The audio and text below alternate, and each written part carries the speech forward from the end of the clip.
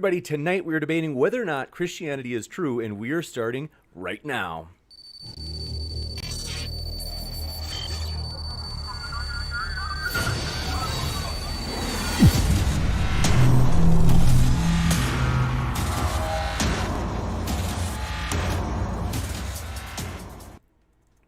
Ladies and gentlemen, thrilled to have you here for another epic debate. Tonight's going to be a fun one. I want to let you know, if it's your first time here at Modern Day Debate, our goal, our vision is to host debates on science, politics, and religion in the most fair, neutral way possible. The channel itself has no views, no positions, anything like that at all, other than that we value debate. And so, want to let you know though, if you do love debates, if you're sick in the head like us and you love controversial debates, want to let you know we have many more coming up. So for example, at the bottom right of your screen, Matt Dillahunty will be coming on next week to debate Christian apologist Ben Fisher. So if you want a reminder for that debate, hit that subscribe button and we'll hopefully see you there for that one. With tonight's debate, want to let you know it'll be a fairly flexible format. So we're going to have the affirmative, namely Cliffe and Stewart will be going first. They'll have about 12 minutes divided amongst each other that they can use for their opening. Then the same for our atheist friends, and then we'll go into 50 to 60 minutes of open dialogue, and then Q&A from you. So if you happen to have any questions, feel free to fire them into the live chat. If you tag me with @ModernDayDebate, makes it easier for me to get every question in that Q&A list. Super chat is also an option, in which case it'll bump your question to the top of the list and also give you the opportunity to make a comment if you'd like to do that instead. So with that, I want to ask that you be your regular friendly selves. We are very honored to have our guests with us tonight, so I'm going to introduce them and give them a chance to share what you can find at their link, which is in the description already, folks. So if you would like to hear more from our speakers, you can find those links down below. We'll start with Cliffe and Stewart. Thanks, the father-son duo, the team. That is, this, you could say, folks, this is an interesting kind of, you could say, rivalry where basically our guests, Cliffe and Stewart, debated TJump and Arin, I think it was maybe about a month ago, and that was an epic debate on whether or not there's an immaterial soul. And in that debate, the challenge came up to debate whether or not Christianity is true. And so they are back. We're thrilled to have you guys back. Thanks so much, Cliffe and Stewart. If you'd like to share what people can find at your link in the description, thanks for being here, guys. Appreciate you, James. We just outside New York City, our YouTube link is Ask Cliffe or Give Me an Answer on YouTube. And there you'll just find a bunch of different debates. We have, I think, over 450 debates on college campuses. And we've also just started debates on YouTube channel with British intellectuals, many atheist agnostics. So that's what you'll find there. Absolutely. We're thrilled to have you back. And with that, we'll kick it over to TJump and Arin Raw. Thrilled to have you back as well, gentlemen. Tom, glad to see you again. It feels like it's been like 2 weeks. What can people expect to find at your link in the description? I do debates and conversations with professors and philosophers and academics from around the world on reasons to believe in a God, and flat Earth, pseudoscience, and all other kinds of topics. And you can find James OnlyFans on my Discord if you're interested. That's right. He has a vivid imagination. And we'll kick it over to Arin Raw. Thrilled to have you back again, Arin. The floor is all yours. If you'd like to share what people can find at your link. Well, I do some science education and also secular activism, and these are trying times for secular activists, especially with the new, the new Supreme Court justice who seemed completely unaware that there was a separation of church and state, and she still doesn't believe in it. So you can imagine how busy I am. You can reach me at patreon.com/ARONRA. I do this full time, and I need all the help I can get. So if you can donate, please do. You got it. Thanks so much.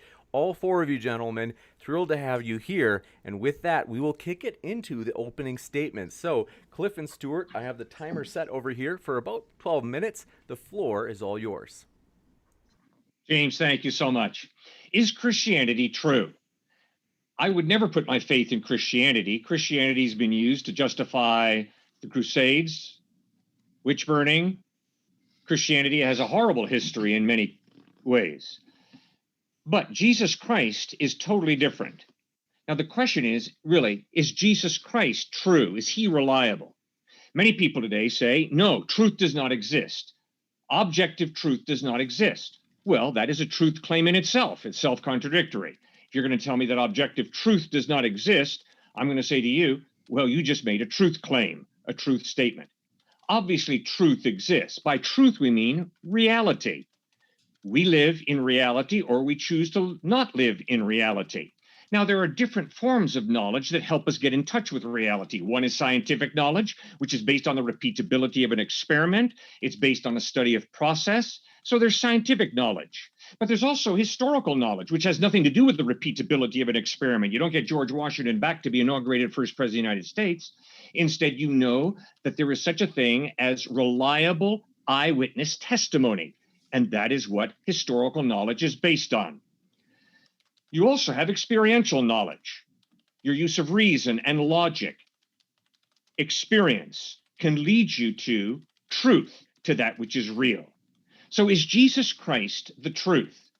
Well, first of all, the Gospels claim to be accurate historical presentations of this historical figure, Jesus of Nazareth. Now, whenever I'm confronted by a document that claims to be historical, I'm a skeptic. But I'm not a cynic, because if I don't learn lessons from history, I'm going to repeat the mistakes of history. If I don't learn lessons from hypocritical Christians, I'm going to repeat those hypocritical mistakes, probably. I don't want to do that. So the question is, what tests do you and I use to determine historicity? For myself, I use 4. Internal consistency, meaning by that, are there contradictions within the text to point to massive confusion on the part of the authors? Secondly, literary genre, literary style. What is the style of the document? Is it fairy tale, mythology, once upon a time in the land of Nod, Wink and Blink and Nod took a boat ride? Or is it historical narrative, meaning by that, is it written as eyewitness reportage? At this time, in this place, with these people around, Jesus said this and did that. That's the literary style of the document. Third test is archaeology. Does archaeology verify Bethlehem, Nazareth, Sea of Galilee, Jerusalem, Rome, or are these fictitious places? And then fourth test is, how many manuscripts do we have? What's the manuscript evidence to support that we have what the eyewitnesses or those who knew the eyewitnesses really wrote? If someone does not accept the New Testament as historically reliable, I have no problem with that. But I want to know, what are your tests that you use to determine historical reliability? And if you're a total historical cynic, I don't know where the conversation can go. I think historical knowledge is a legitimate form of knowledge.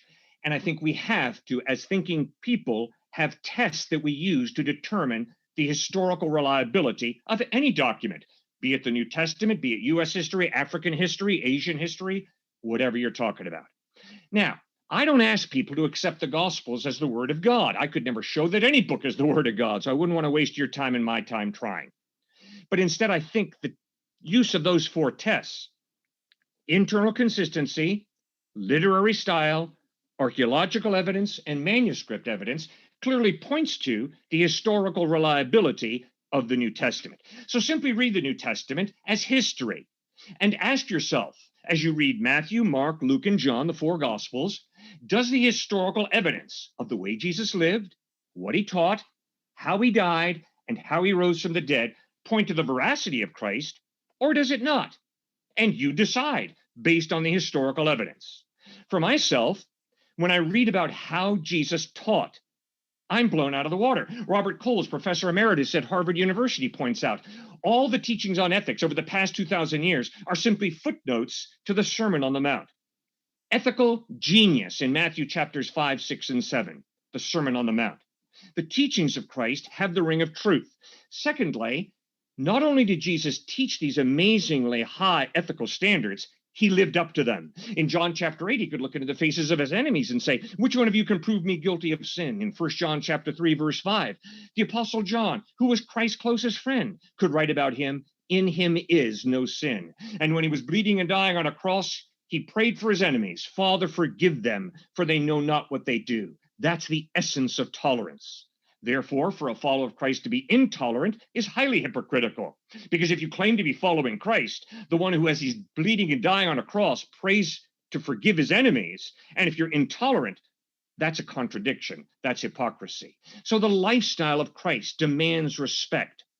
And then thirdly, the way he died demands respect. At the moment of his most excruciating pain, the love that flowed from him for his mother, for his enemies, was amazing. He taught love your enemies, but then he lived it out at the moment of his most excruciating pain and agony. But fourthly, and most importantly, 3 days after, he's buried in a tomb, a very well-known tomb belonging to Joseph of Arimathea, a well-known politician of that day. That tomb is empty. And over a period of 40 days, there are many resurrection appearances that people claim that they have. And then you've got a bunch of Jewish people moving the Sabbath to Sunday, which is the celebration of the resurrection of Christ. And you have many of these people who claim to have seen Christ, like John and James, dying not for their belief. They died for what they claimed to have seen, the dead Christ risen from the dead. So when you put together his lifestyle, his ethical teachings, the way he died at the moment of his most excruciating pain and agony, loving and forgiving his enemies, and then fourthly, the empty tomb, the resurrection appearances, the birth of the first century church, a bunch of Jews at first who were not going to worship on Sunday, but who transferred their worship from the Sabbath to Sunday because of Christ's resurrection. And when you have them being willing to die, not for a belief, they were willing to die for what they claimed to have seen, the dead Christ risen from the dead. The evidence is that Jesus Christ is true. Stuart?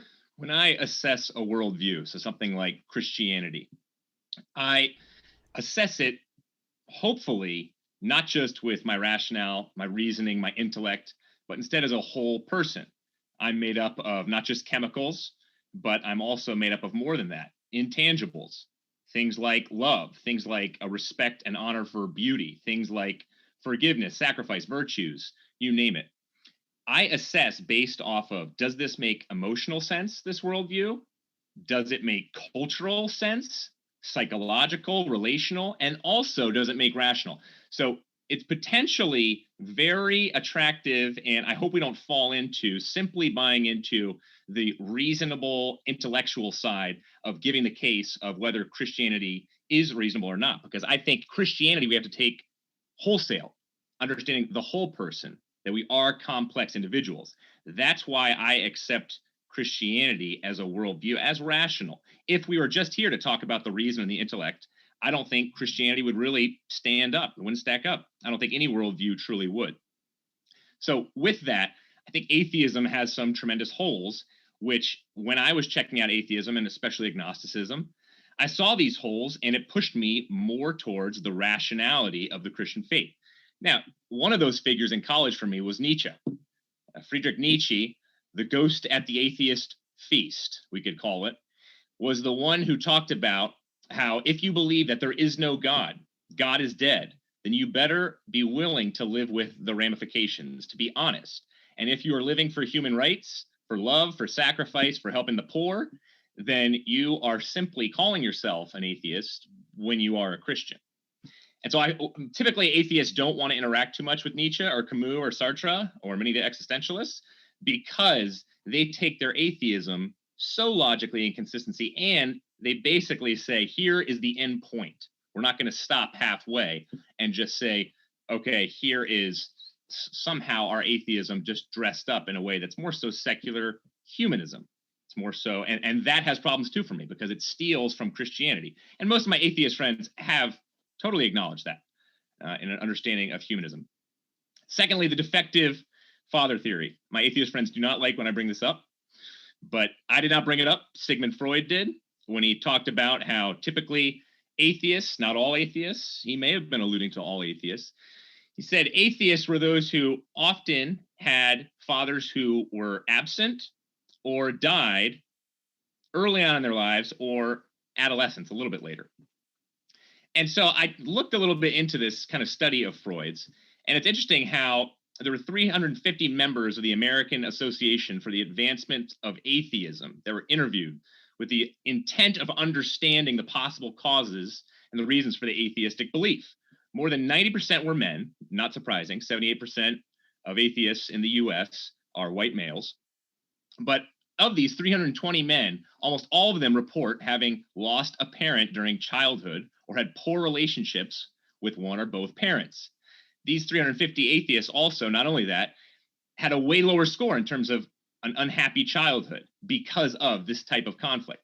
Now, why do I bring that up? I don't necessarily see, it's the I got to be careful, obviously, with the correlation causation fallacy. So I'm not saying that every atheist has this problem, but I am saying when I have conversations with college students and professors on university campuses, so often if I ask a question like, if Christianity were rational, true, would you believe in it? Many will say, no, I wouldn't.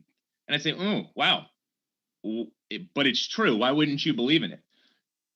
Because of their emotional resistance, their anger towards the idea of Christianity, of Christ, of a God who supposedly is asking them for authorship, rulership over their entire lives. So there's the emotional side that you have to deal with, you have to struggle with.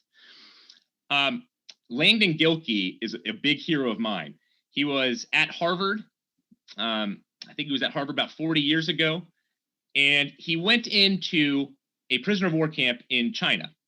And he was a secular humanist in China. And basically, he went into this prisoner of war camp. There was zero space in this prisoner of war camp. And there were a lot of people, he went in as a secular humanist, saying, based off of reason, rationality alone, and the goodness of humankind, we are going to be able to figure this thing out and get through it together. Just loving each other. Clearly, that did not happen, Gilkey said. He ended up becoming a theist, ditched his secular humanism because he saw the intractable fallenness and sinful nature of human beings. Rationality was not able to help people in that camp live out lives of cohesion to get through the camp. Thanks, James. Thank you very much. We will kick it over to our non-theist friends as well now. So I've got the timer reset for 12 minutes. The floor is all yours, gentlemen. Okay, so the topic today is Christianity true? And the best evidence we have for Christianity, I guess, would be the Bible. And so we're questioning, is the Bible a reliable source of evidence? And if we're going based off of the consensus of historians, the answer is no. The Bible consists of not eyewitness testimony at all. It's accounts written 20, 30, 40, 70 years after the fact, which is incredibly unreliable just based off the time frame. But even if we assume they were eyewitness testimonies written the exact moment it happened, it would still not be reliable. Eyewitness testimony is a form of conceptual evidence, so it can only justify conceptual conclusions. Like, for example, if I said, I'm imagining a unicorn, it would be reasonable to believe me because that is a conceptual conclusion about something in my head. But if I told you I saw a unicorn, like a real living, breathing unicorn, it would be unreasonable to believe me at all. This is opposed to something like if I said I saw a dog, that would be reasonable to believe me. The difference between these two claims is that dogs have an implicit empirical basis. There's lots of scientific evidence we have for dogs, their DNA, taxonomy, phylogeny, genetic makeup, what they're allergic to, how to train them. We have lots and lots of empirical evidence of dogs implicit in the word dog that I just haven't mentioned directly, whereas we have none of that in the case of unicorns. Therefore, it's reasonable to believe me if I told you I saw a dog because of the combination of two different types of evidence, the conceptual evidence of my testimony in addition to the empirical evidence that is implicit in the statement. The reason it's not reasonable to believe I saw a unicorn is because the only evidence is my conceptual testimony, which is unreliable. This is the case in history as well. Any case of something that occurred in history is only reasonable to believe if it's something that has an implicit empirical basis, like I saw a dog, or like that person killed that person, or that person was crucified, or that person walked into a city. But no testimony from history is accepted for things that have no empirical basis, such as miracles, magic, mythical creatures, the paranormal, the supernatural, or UFOs. None of those are justified based on any amount of historical testimony, no matter what, because testimony cannot justify the existence of things that have no empirical basis. For that, you would need to have some kind of empirical verification today that such things do and can occur. Therefore, it's not reasonable to believe any of the historical accounts of the Bible for any miraculous claims like the resurrection or any of the miracles Jesus did, which is the consensus in history. As I can quote some famous Christian historians, Michael Licona, most historians and biblical scholars hold to it that the study of miracle claims lies outside of the bounds of a historian acting within their professional capacity. It is not the case that historians consider the testimony of these ancient sheep herders to be evidence that miracles actually existed in the past. So no, you cannot use the testimony of the New Testament to indicate the existence of miracles. Secondly, most of the Old Testament is demonstrably false. Most historians consider the Moses, Abraham, Isaac, Jacob, Sarah, Cain, and Abel, Daniel, including the entire Exodus story, to all be fabrications made up as foundational myths of the Abrahamic religions. None of them actually occurred. So all of the entire basis of the Christian faith and sin, Adam and Eve, the apple, the falling of humanity, all of that is complete fabrication that we know is false due to things like evolution and discoveries by Darwin and geology and cosmology. It's clearly false. So we know that both the Old Testament and the New Testament are not reliable sources of data, as confirmed by the consensus of historians in the field.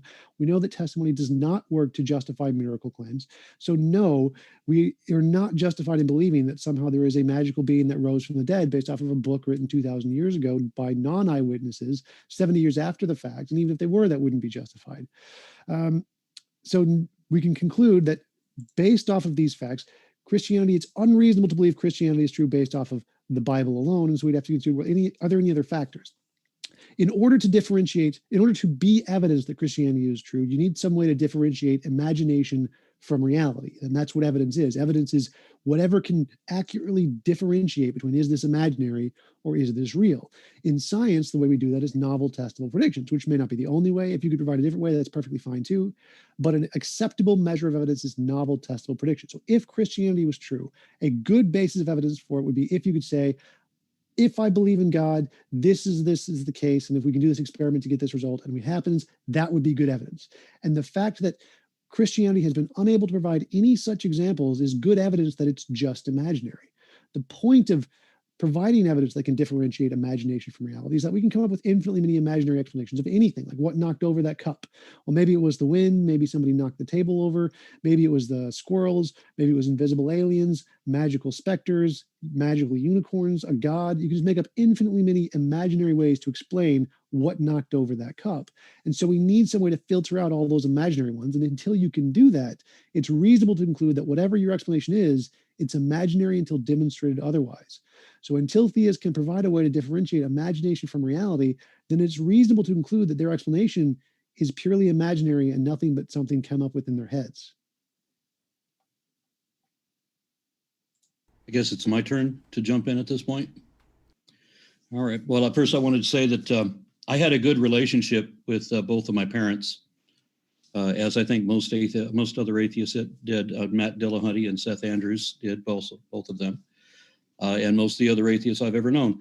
The Christians in this debate appear to be arguing against imaginary atheists, making arguments I've never heard any atheist make. And I've spoken at dozens of atheist conferences around the world, so I'm very surprised to hear some of these things.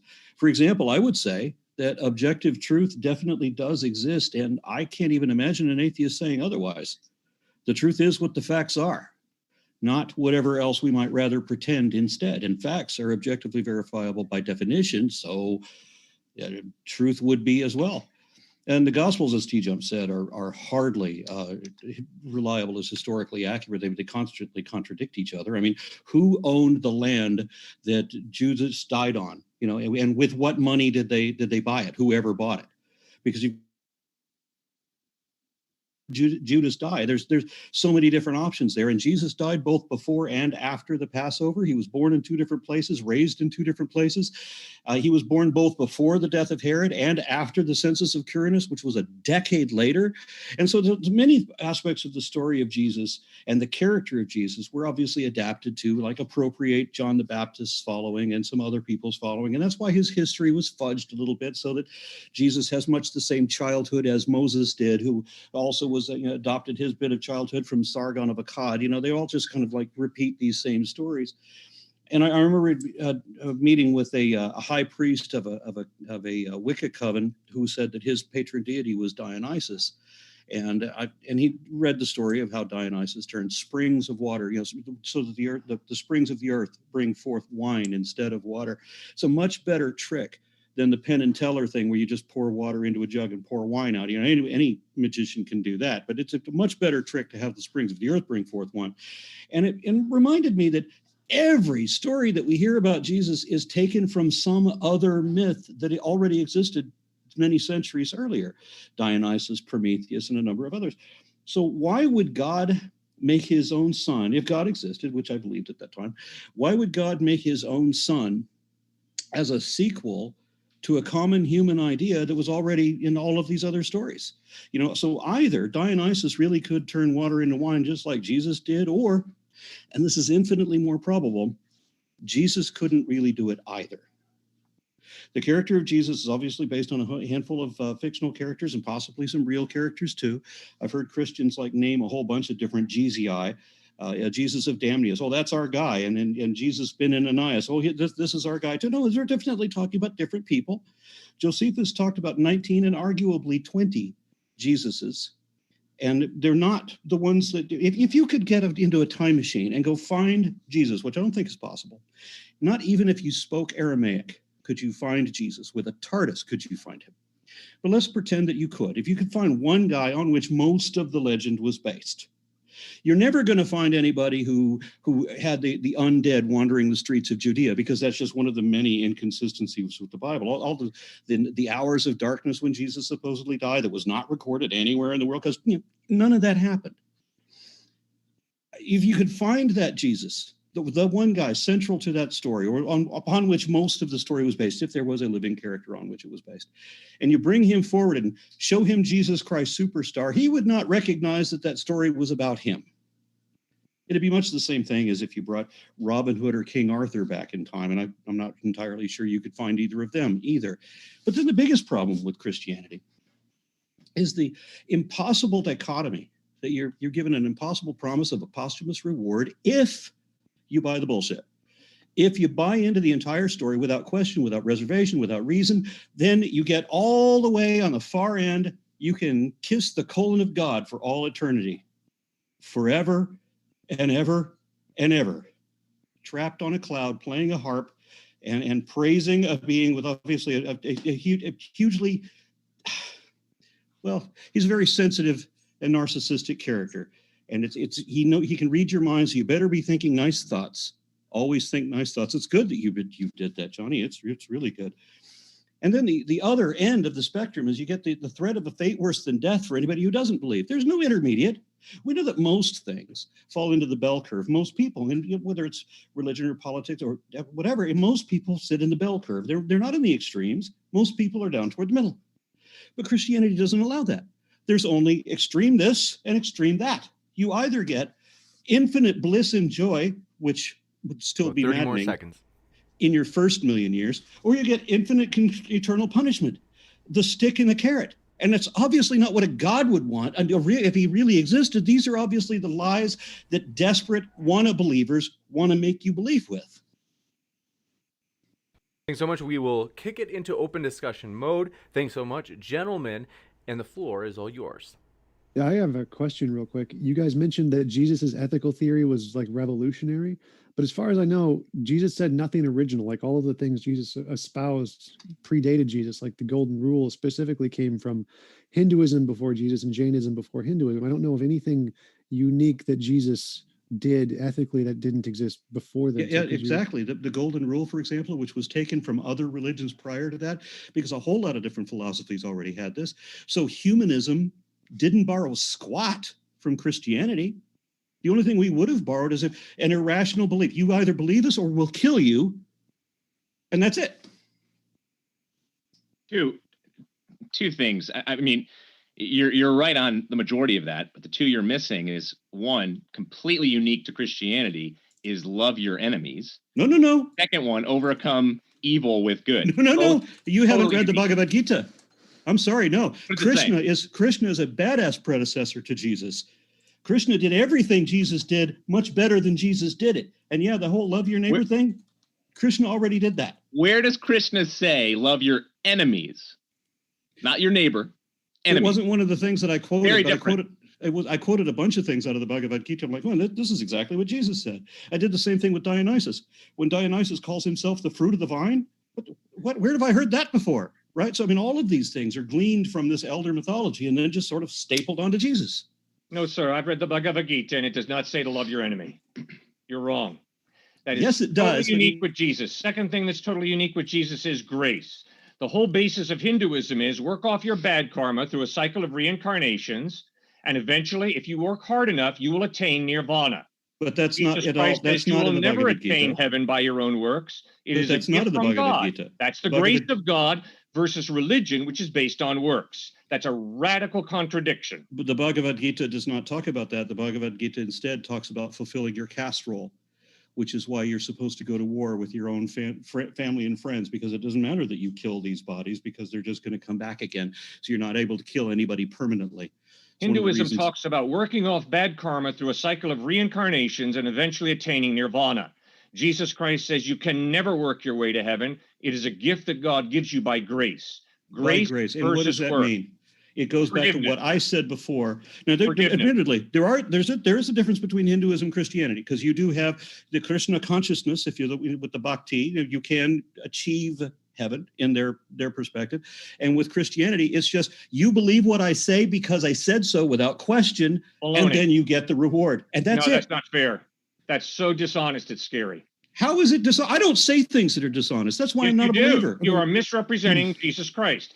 So you're telling me that there is a way that a non-believer can be a good person and get into heaven? I'm telling you that Abraham's going to be in heaven, and Abraham never heard the word Jesus Christ. To the best of his ability, Abraham put his faith in God, and Hebrews chapter 11 talks about Abraham. And Abraham was Jewish. An incredible man of faith. And yet the Christians have appropriated Abraham to say that he's going to be going to Christian heaven. And in the Quran, it says that Abraham is going to... Chapter 11 says that. You mind if I in the Quran, it says that he's Muslim, that Abraham is going to the Muslim heaven. I wanted to go back to that point you mentioned earlier, that the uniqueness of Jesus saying, love thy enemy. So I just found 6 quotes that predate Jesus. Do not return evil unto your adversary. Requite with kindness to the one who does evil to you. Maintain justice for your enemy. The Akkadian Council of Wisdom, circa 2000 BC. Buddhism, in the world hate, never yet dispelled hate. Only love dispel hate. This is the law, ancient exhaustible. The Dhammapada from mentioned Buddhism. Return love for hatred. Otherwise, when a great hatred is reconciled, some of it will surely remain. How can this end in goodness? Taoist Tai Xiang King Bing Ping, circa 200 BC. So no, that is definitely not originated in Jesus at all. Yes, it is, because love your enemy is reach out for your enemy. It's not a question of don't return hate for hate. It's when Christ calls us to love, he is calling us to take the initiative and to do good for others, even those who have hurt us in the past. Okay, not the Samaritans, because they're just dogs, and they don't get to hear the scripture, because you guys are only going to be delivering to the Jews, not to the Samaritans or the Gentiles. What's the parable of the Good Samaritan? Remember when Jesus said that he wasn't going to share the gospel with Samaritans because they are dogs, and it would be like giving table scraps? What about the woman at the well? Exactly. She was a Samaritan. And then what about he Jesus? Was reaching out to he was telling parables about reaching out to Samaritans. He was reaching out to Samaritans. He was doing the exact opposite of that. Wait, just to go back to TJump's point real quick, we'll come back to this one. What made Christianity so attractive early on was that it wasn't about simply working your way to God. It was about grace, because Jesus Christ came and died for his enemies. So that's it God was about mysticism, dying for his very enemies. That's what reversed this whole cycle. And all of a sudden you have, like Arin was saying earlier, you didn't have this caste system anymore. No longer were the Romans defining social reputation or other gods, perhaps, in terms of your rung on the ladder. Instead, it was God becoming human flesh, dying, and saying everyone now is on the same plane. So radically different from every other god at that time. Wait a second. I wanted to respond to Cliffe really quick. Even if I grant what you were saying, that the reaching out to your enemy was what you're assuming originate with Jesus, that's false too, because again, Buddhism says save all suffering beings everywhere, including not only that, but you love your enemy as yourself was translated from Buddhism your fellow Jew. Buddhism taught that everything is an illusion. Buddhism taught cut off your desires. That's what Siddhartha Gautama Buddha taught. Cut off your desires. And Jesus Christ says, no, don't cut off your desires. Desire the well-being of even your enemy. Be good to your enemy, even if your enemy doesn't deserve it. But Jesus was himself a renunciate, or claimed to be, just like Buddha. Jesus never claimed to be a renunciate. So do you think when Buddha says... So Jesus spent lavishly on himself? Jesus didn't preach that it was impossible for a rich man to get into heaven? I can promise you, he taught Zacchaeus that Zacchaeus, because of his faith in him, would be in heaven. And Zacchaeus gave half of his money away to the poor, half, not all of it. Gave half his money away to the poor, and that was the criteria. No, that was not the criteria. That was a sign of his faith. You had to, The rich you had to young sell ruler your said, clothes. sell you it had- all and give to the poor. Exactly. And come So and he was a follow me. renunciate, just like I said. Wait, I think that answers your earlier question too. In terms of Luke chapter 16, the rich man and Lazarus, this gets back to hell and the whole carrot and the stick thing. Jesus in no way sends that man to the lake of fire like Revelation talks about. Instead, he simply talked about as rich man. He loses his name, showing that his very identity is in his wealth, and so he wants to live separately from God. That's why Jesus is bending over backwards so many times to talk about the poisonous nature of money. It's a good thing, but it can be poisoned so quickly. That's why he talks about the eye of the needle. That's why he speaks against it in the sense of be careful not to lose yourself in wealth. Another mistranslation was that it never actually said that it'd be a camel that would go through the eye of a needle, that it was actually a knot of camel hair That's true. that would go through the eye of a needle. We can agree on that. Yeah. And another of the mistranslations was the idea that Jesus was born of a virgin, because the actual word meant unmarried maiden. And so another several prophecies, Isaiah 7 that was He needed to freeze after the virgin comment. It was a Matthew. Whoever wrote Matthew obviously hadn't paid much attention when he wrote Isaiah, because he messed that completely up. No, he didn't. You know why you're wrong? I know why I'm right. The Septuagint translates that Hebrew word as virgin in the Greek. So obviously, Aron, you're wrong. Just Well, go back obviously, to Isaiah I'm right. 7:14. Obviously, I'm right, because if you the Septuagint, which was the Greek translation of the Hebrew Old Testament, translates that word, which you're right. It could be virgin. It also could be young maiden. But the Septuagint translates that as virgin in Greek. Then So the for you to Septuagint say, is no, wrong, it's and just- I'm right, because we have to okay, go back fine. to All the right, story. fine. We have to Well, go back Aron, to the that's story. interesting. Excuse You me, claim to be right in I'm the speaking. Septuagint. Yeah, I know you're speaking. I'm speaking Excuse me. also.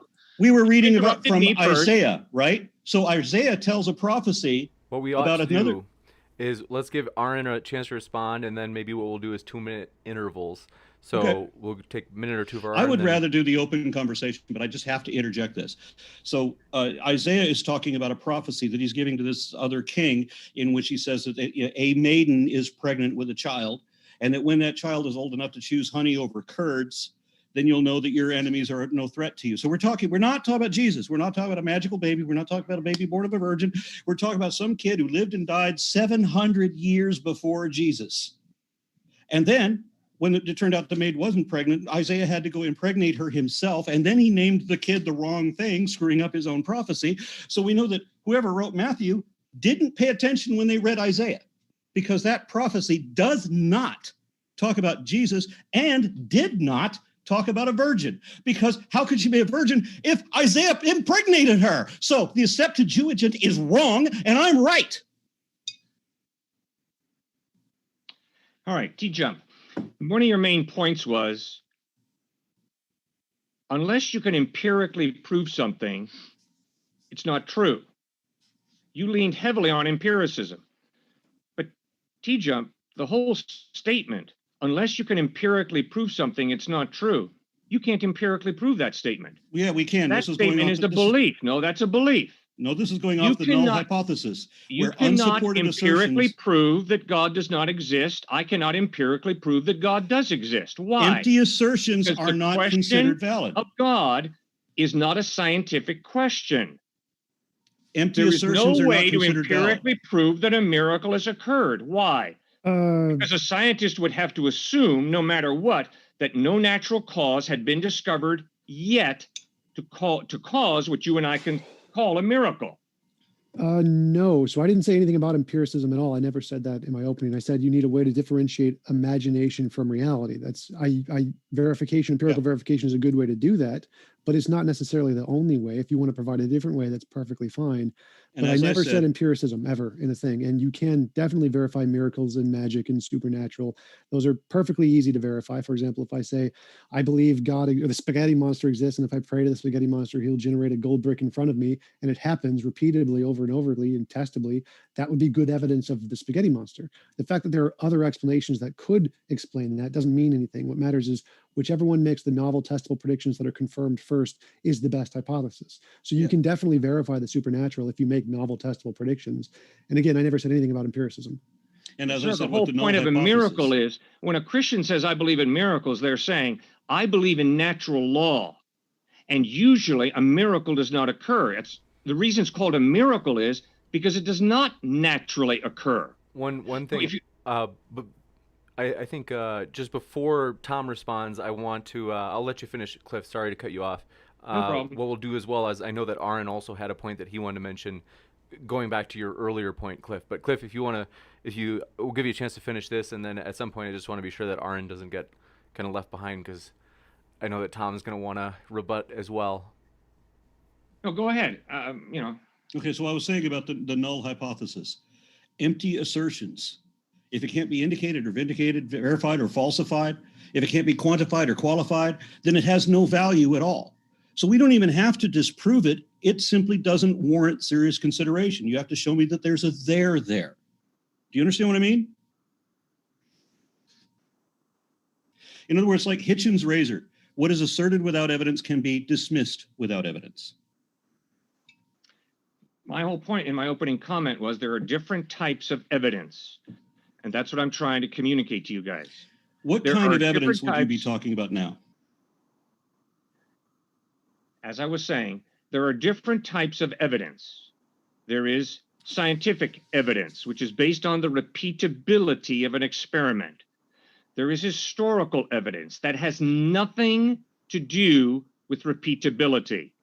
You do not repeat World War II. You do not repeat the Civil War. I grant the difference knowledge between... has nothing to do with repeatability, with verifying it in a lab, or having it repeated in an experiment. I grant the difference between historical evidence and scientific evidence. There is also experiential evidence. I have a memory of yesterday, what I did yesterday. I cannot... Sorry, but subjective... I cannot prove to you that my memory of yesterday is accurate. But I can examine myself, examine my memory, and come to the conclusion that indeed this did happen yesterday. I think you can come to that conclusion, Arin, but if you can't demonstrate it at all, we you can't really know it. I think the last thing you said, Arin, we didn't get to hear it because I think the internet chopped. And so when it cut back to you, I think we missed maybe the last thing you said. I don't remember what the last thing was. I mean, no problem. What were we talking about? So I don't know.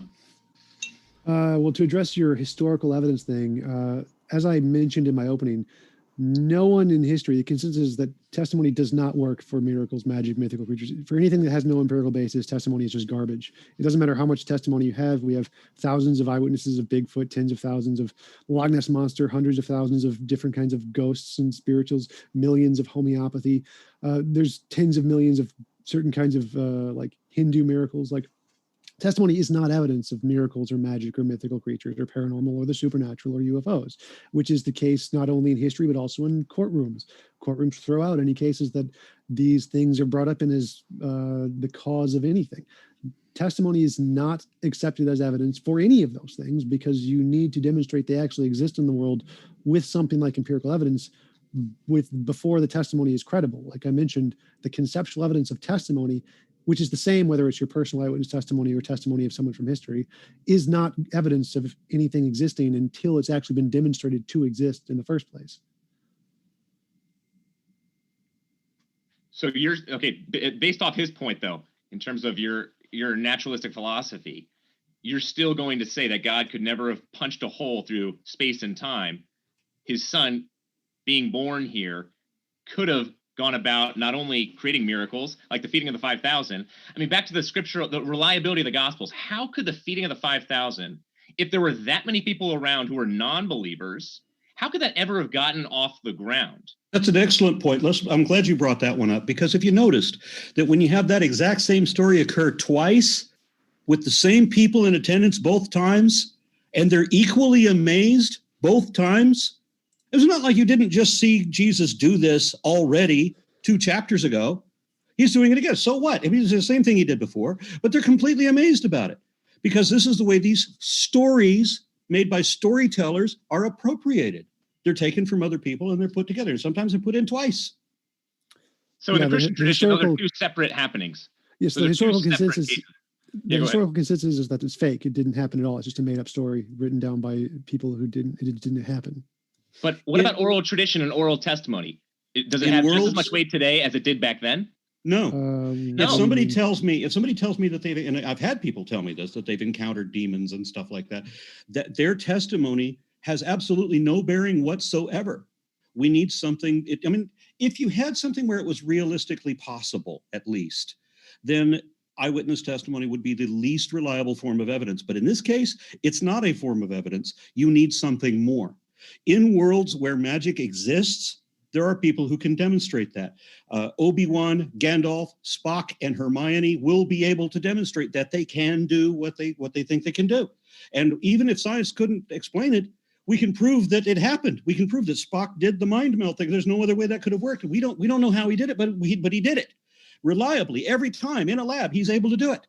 So that's real. But the sad thing is, with Christianity, with faith healing, with any kind of supernatural anything, no kind of variability at all. It's completely indistinguishable from the imaginary because that's what it is. My experience of reality is that love is the most important thing and experience I have. Love is not empirical. It's not based on empiricism. It's not based on science. Yes, it's not based on molecules. Yes, it is. Based on a free decision to care for somebody. No, it isn't. That love that I experienced is powerful.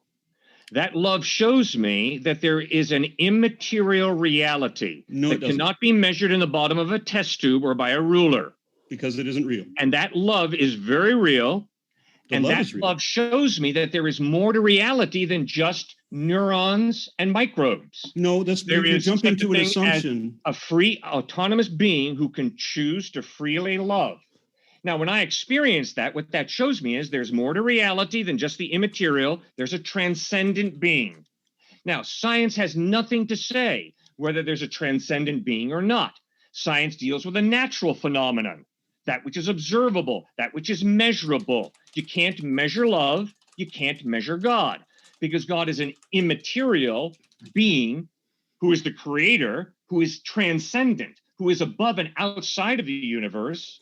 It's similar to when you read a book, although you can begin to learn something about the author, the book should point you to the author and should point you to a rational mind who wrote this excellent book.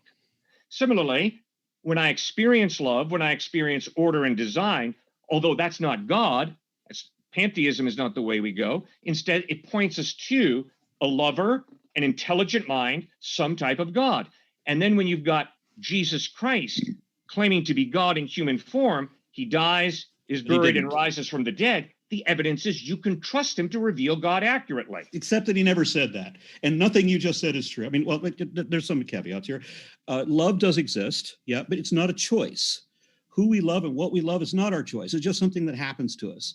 Right? This is just a result of our chemistry, for example. It is because of our evolution as a social animal that we have a natural compassion for our family, friends, and fellows. It is measurable. It is chemical. It is entirely material. And I'm sorry that you leapt to completely unfounded conclusions for no damned reason with no justification whatsoever. My life. I'm sorry, what? My life. What about your life? My life is proof that love is real. I don't have to love my enemy. In We're fact, not contesting that love is real. And then I have chosen to forgive my enemy at other times. You and I agree that love is real.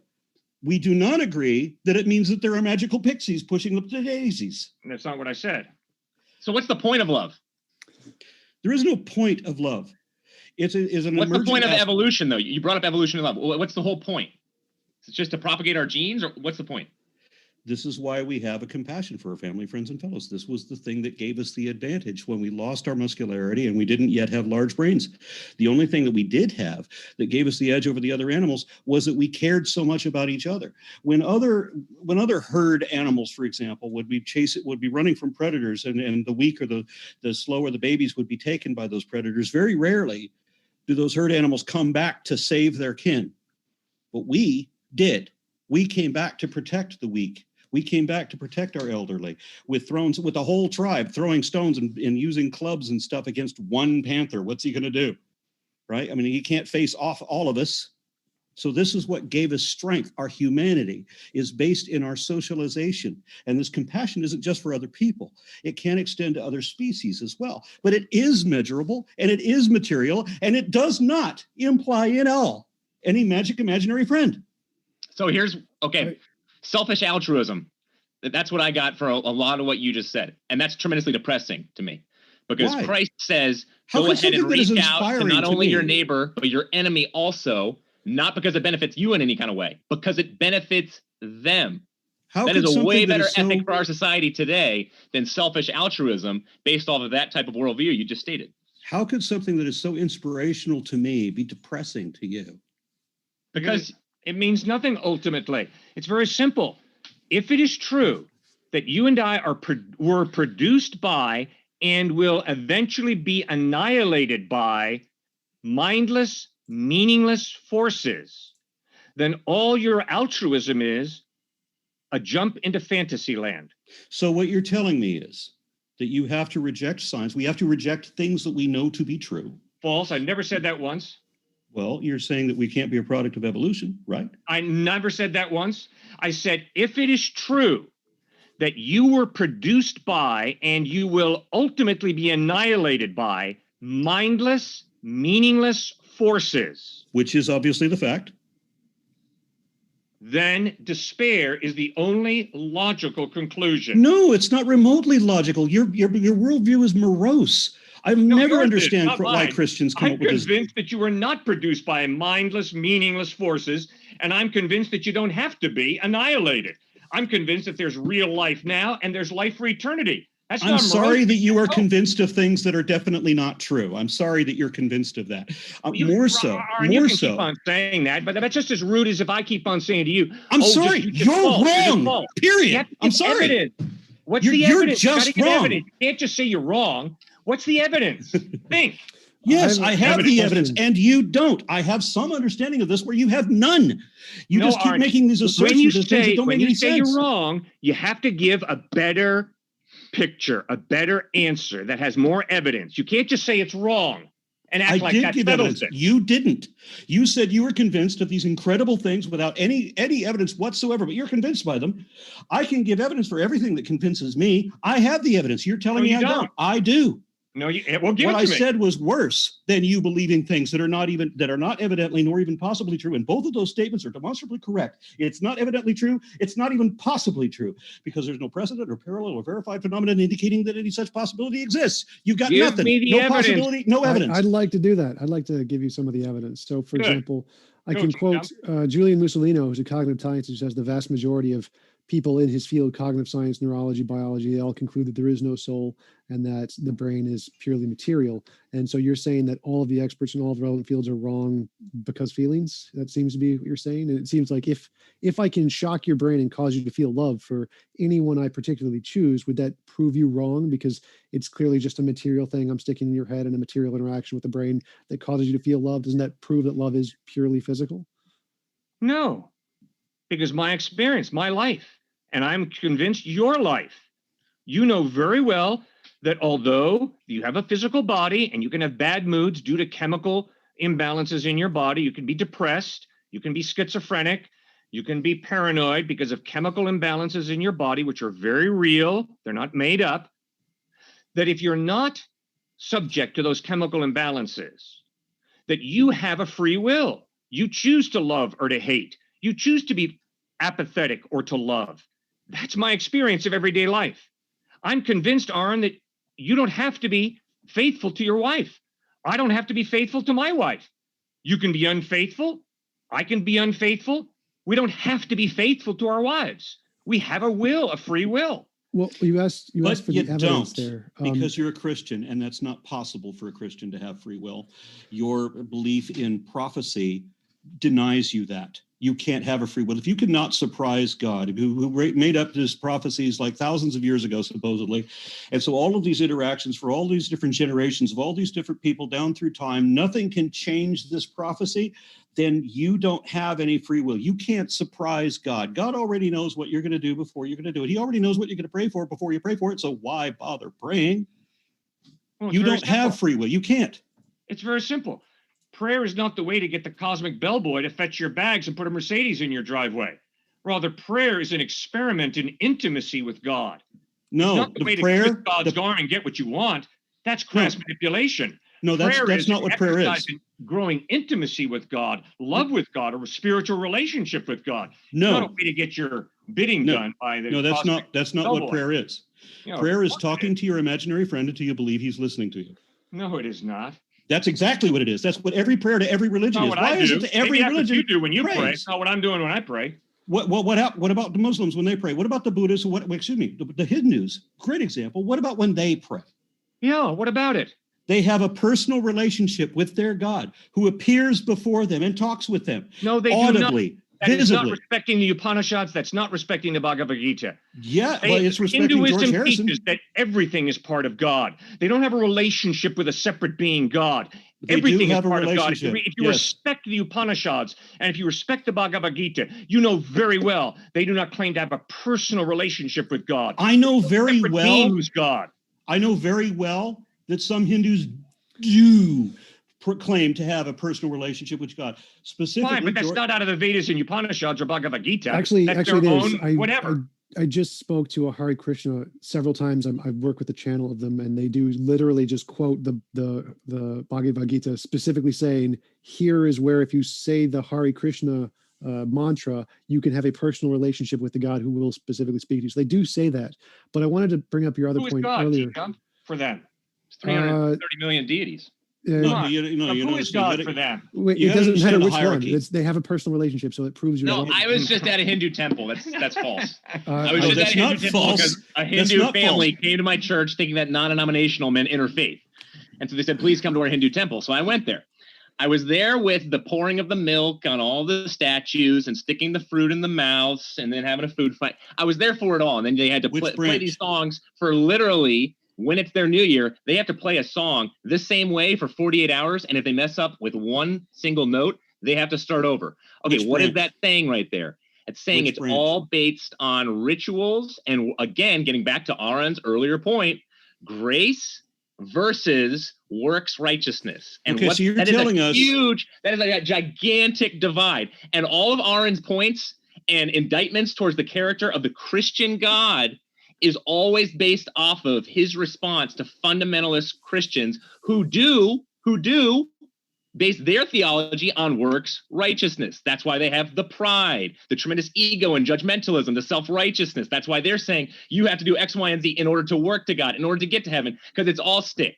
Okay, so I can just so that's who you're fighting against. I can just quote the Buddhist saints. To develop love, saints have stressed forming a close personal relationship with Krishna through Brahma. Yes, you can develop a close personal Yes, relationship. and it depends. When you say you go to a Hindu temple and Sure, they do read the something teaching different, of Buddha. Buddha never once talked about God. He was agnostic. Yes, he Siddhartha did. Gautama Buddha was agnostic. Read the teachings of Buddha.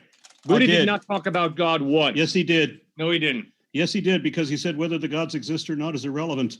Well, okay, fine. So All he right. did talk about God. All right, in that sense. He never talked about God being real who we could have a relationship with. He was totally And yet, agnostic. remember what I said earlier about Jesus having the legends of John the Baptist appropriated onto Jesus, so that John the Baptist now, in a sense, has to baptize Jesus to tell his followers that now you will follow Jesus instead, and how the Muslims then appropriated Jesus too, so that people want to come, pilgrims come to Islam. Jesus has to refer them to Muhammad. You aware of this? No. Jesus referring them to Muhammad? Yes, because Jesus still exists in Islam. He never died. Heaven. Right. On earth. No, Jesus is not on earth according to the Quran. In Islam. And I just according said. to the Quran, which is what Islam is based on, Jesus is not on earth. He ascended to heaven. Jesus is still on earth. He was never crucified. He's That's still right. alive. Never crucified. He ascended to heaven, Aron. You're right. He wasn't crucified because God. And would he never went allow about, a he good lived in a good house prophet on earth for to many ascend into centuries heaven. after his death, where he would go out every day and still heal people. So when pilgrims, specifically from Zoroastrian faith, would come seeking the truth of God, they would come to Jesus because they were told that Jesus was great.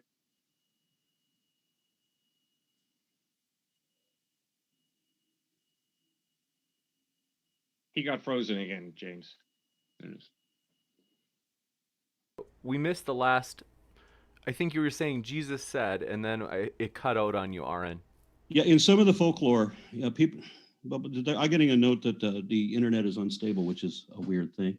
But anyway, there are pilgrims that tell these stories that they come to seek the truth of God. They would go to Jesus, who never died in Islam, never was crucified, and continued to live on earth. And he would go out and heal people every day. And so he would meet these pilgrims, and they would say, well, we're seeking the truth of God. And Jesus says, well, I'm not the final prophet. You need to see Muhammad. So Jesus still alive, still on earth in the time of Muhammad.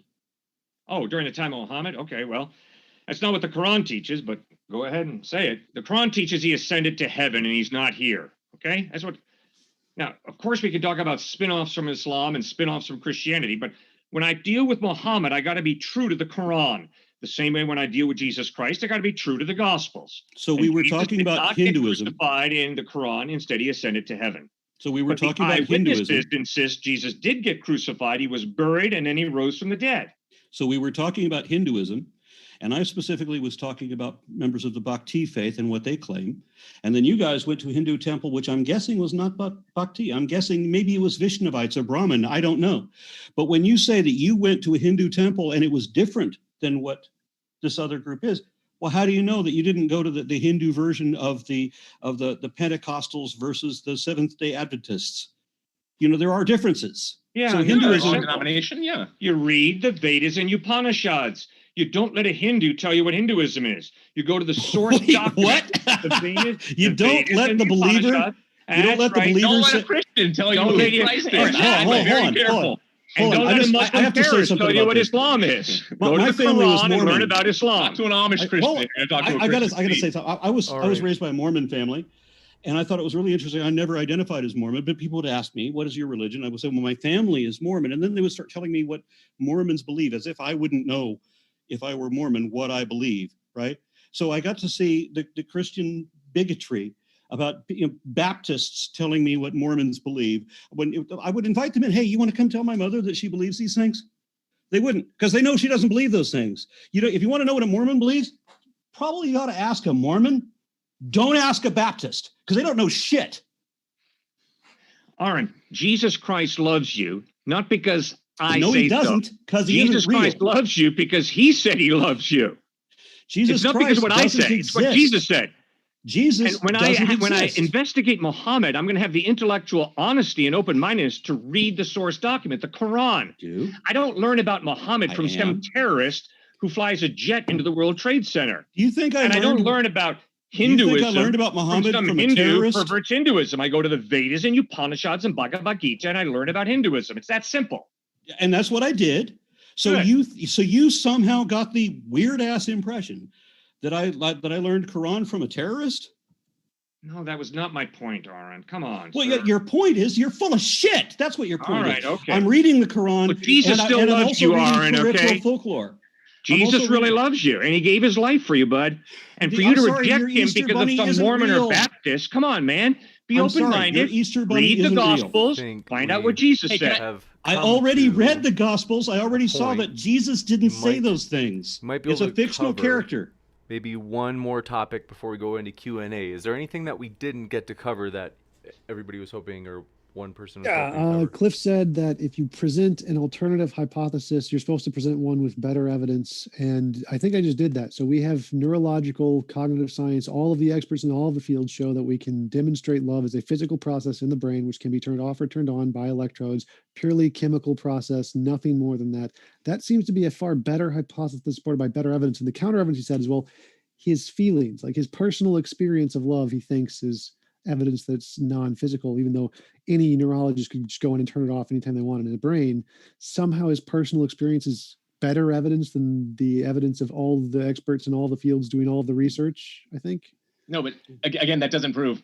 It's simply, you find meaning in love. You find meaning in beauty. When Aron listens to Led Zeppelin, he finds great meaning in music. It's not just like, if you keep thinking about, oh, this is just, if you look at electrodes or you just look at the oxytocin, just look at the dopamine, I mean, that's going to depress you because it's all reductionistic. Trust me, if you are married to a woman, you say, I do. There's a big part of free will in saying I do. When I do marital counseling with a lot of broken couples, when they come in, there's a decision to make. Am I going to go ahead and continue to respect and honor the commitment and covenant I made? or by my free will and based off of my, perhaps if it's just chemicals anyway, I'm just going to walk out the door and go sleep with somebody else. That's ultimately, it's all about your experience at the end of the day, because you can't test for love. You can't get it in the test tube, TJump. That's why so many neuroscientists, for example, the neuroscientist who wrote When Breath Becomes Air, that bestseller from 2 years ago, on his deathbed, he said, neuroscientifically, you cannot prove love, sacrifice, human rights, so many things that jive with the human experience and how the world works today. That's why I'm becoming a Christian. Oh my His God, personal you just told me feelings that don't there's really- some guy made a Intangibles. deathbed confession. Intangibles. No, it wasn't deathbed. But that's why he's becoming Christian on his deathbed. He was definitely not directly on his Do deathbed. you expect me to believe? cancer. Do you expect me to believe that horse shit?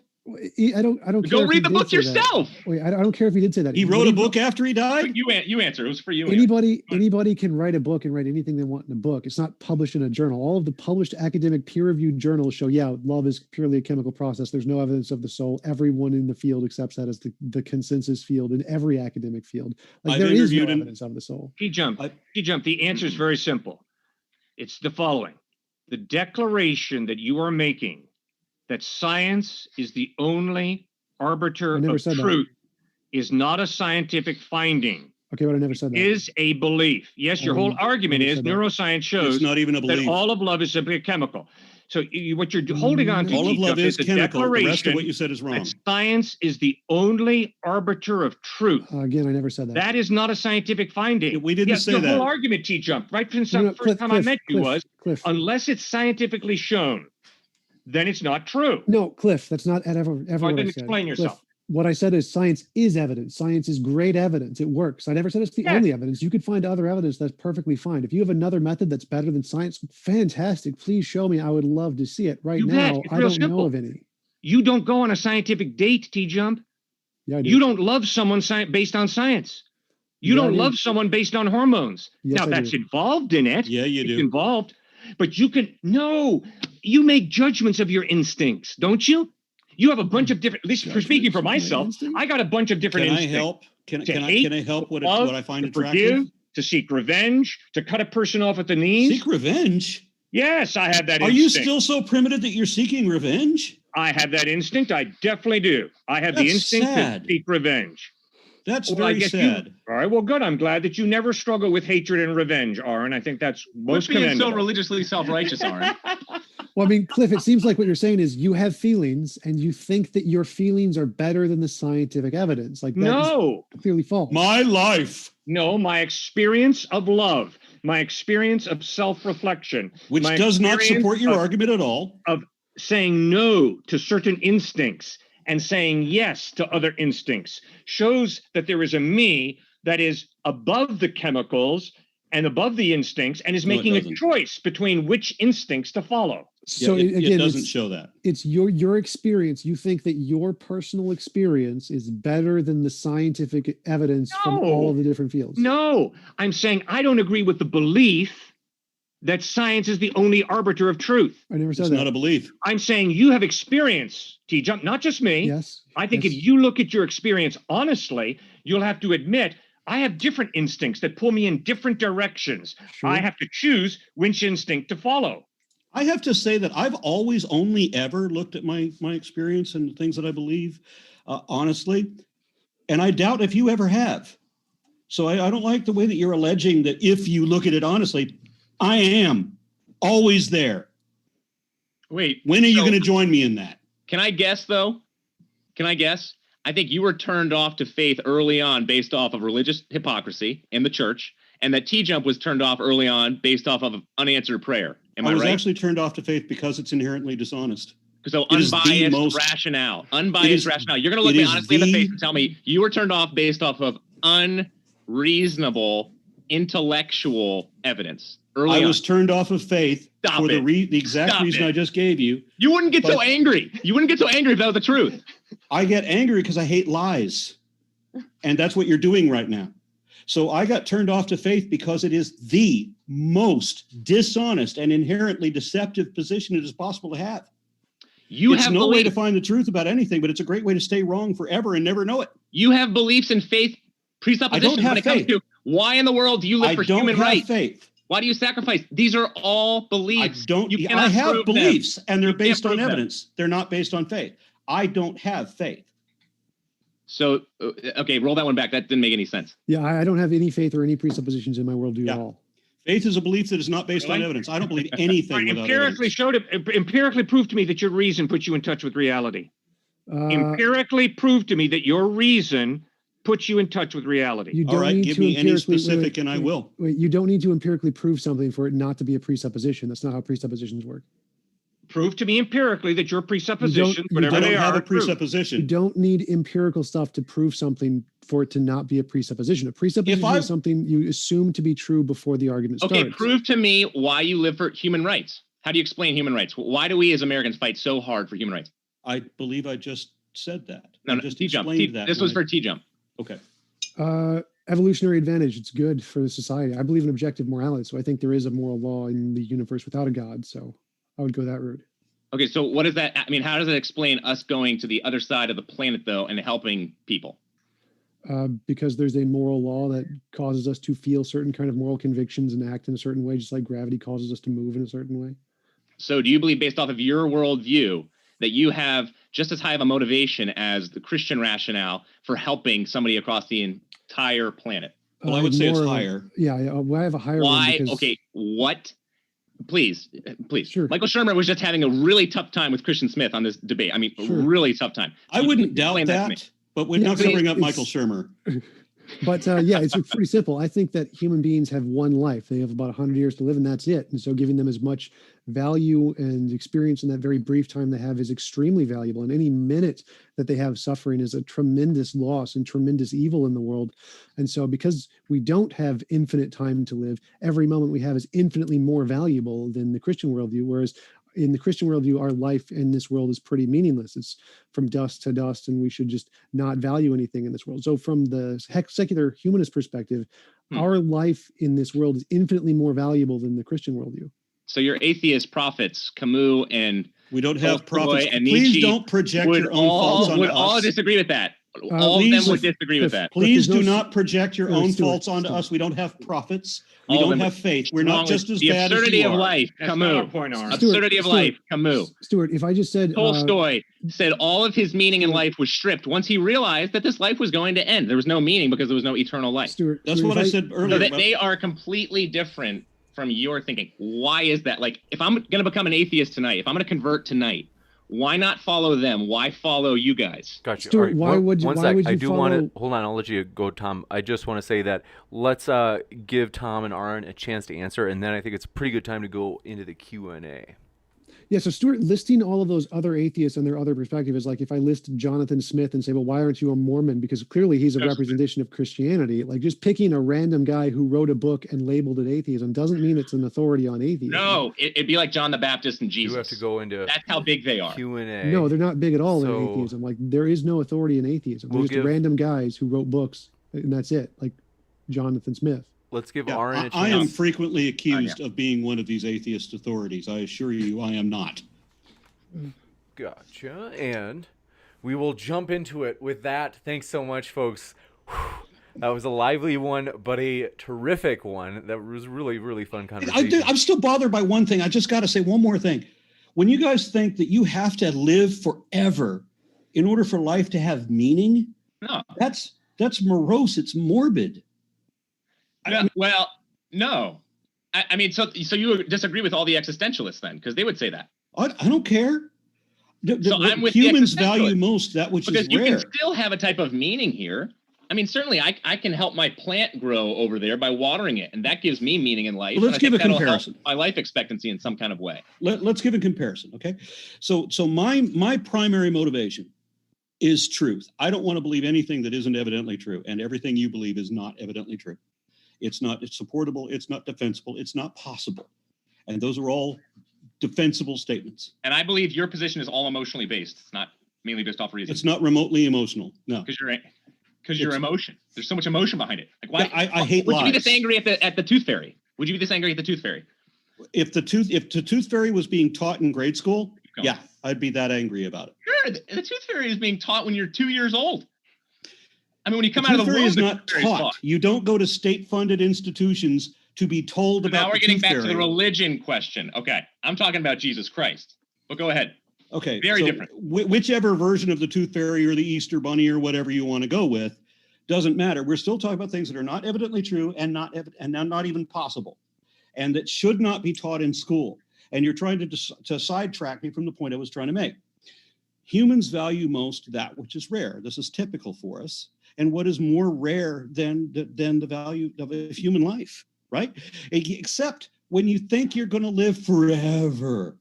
And then Christians tell me that this life the one life we know we actually do get, they think that this is some arduous thing that you've got to get through to get to the great reward that comes after the one thing you actually do get. That's what's morose, and that's what's so wrong about it. That's the sad thing. Why do I not like faith? It's because it's wrong. It's because everything you guys say is wrong. Jesus Christ I don't believe that. Jesus Christ taught not to live for the afterlife. Jesus Christ taught to live for the now, to redeem and buy back this place by helping the poor. And he said that he came. He has nothing to do with this pie in sky by and by. Let's just live for the afterlife. Right. And in Matthew 10, he said he came to divide husbands from their wives and parents from their children. Called he hyperbole. Came to separate families and so forth. Yes, I get all that. So well, what was his point in saying that? Mysticism. Wait. What was his point in saying that? He wants you to believe in mysticism. He wants you to you're just totally skating over it right now. I'm not skating over. I'm answering the question. You are. You're number 31. You should have stuck with numbers 31 because you had a better point on that the other night. Based off of, you don't want to hear the answer, you just want to keep asking the question in the middle of the answer. Let me tell you why. Let me tell you why. Let me tell you why you won't let me answer the question you keep asking. Okay, well, let's give Arin it's definitely time to go to Q&A because this guy ain't going to get anywhere. It's about loyalty. It's about loyalty and commitment. It's not about actually. No, it isn't. It's not. Your wife. Why it has do you nothing to do with that? Why are you absolutely wrong about absolutely everything? Wouldn't it be nice to be right about something once in a while? Everybody interprets. We must go into the Q&A. Right. So I want to say thanks so much for your questions, folks. Very juicy one tonight. And we're starting with Jason Burris. Appreciate your question. Said, I'm an archaeologist. Tell me, 1, what are the methods that prove the Bible? I find it hard to believe that a faith can be proven through archaeology. And 2, what events in the Bible are proven through archaeology? Read the book of Acts. All right. Archaeology. Why did you answer the question? All right. Archaeology is not the basis of faith. Instead, archaeology is one of the 4 tests that I use on any document that claims to be historical. Meaning by that, if a document that claims to be historical is talking about the island of Atlantis that archaeology cannot verify, the evidence is that the document is not historically reliable.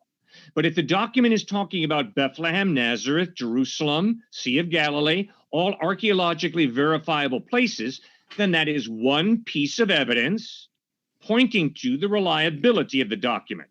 So archaeology has nothing to do with establishing faith in God or faith in Christ. It has to do with determining the trustworthiness of an historical document. All right, 2 things on that. One, when archaeologists discovered the city of Troy, did that make it evidence of the Hellenist gods?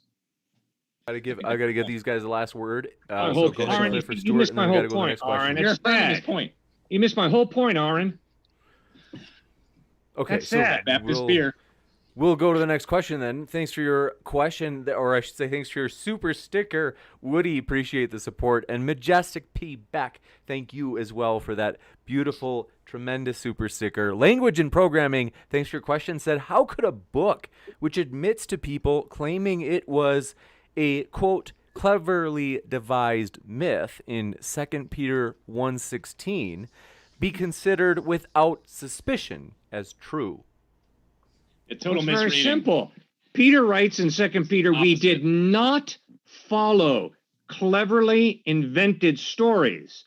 Instead, we were eyewitnesses of his power and glory. Just go back and read it for yourself. If you want to find out about Islam, read the Quran. If you want to find out about Hinduism, read the Vedas, Upanishads, Bhagavad Gita. And if you want to find out about Jesus Christ, read the Gospels, read the New Testament. I will agree on one point. They were not cleverly written. Next up, thanks for your question. This one comes in from our dearest friend, Language and Programming Strikes Again, saying, which gospel is true? The Gospel of Mark ends at 16:9, where nobody told anybody about the resurrection, or Matthew and Luke. Those say the opposite. Mark has an empty tomb. You're right. The end of Mark chapter 16 is not in the earliest Greek manuscripts. That is why it's important to read in context. And when you read Matthew, Mark, Luke, and John, you have an empty tomb. You also have resurrection appearances, different resurrection appearances in Matthew, Luke, and John. But you unequivocally have an empty tomb and resurrection appearances from the Gospels. Thanks. And Language and Programming, thanks for your other question, said the life of Apollonius records the death and resurrection of Apollonius of Tyana. Many eyewitnesses saw this event. Is it true/reliable? Why or why not? Because Apollonius was written about 200 to 300 years after his death by a guy named Philostratus, and there is absolutely no historical evidence that this really took place. Instead, this guy Philostratus writes about Apollinarius, and there's very, very little evidence that he's historically reliable. So once again, as I began my talk, you've got to determine what tests you use to determine historical reliability. And to try and take Philostratus to try and validate a guy who lived 200 to 300 years before him with no other eyewitness testimony, you're hanging by a very thin thread.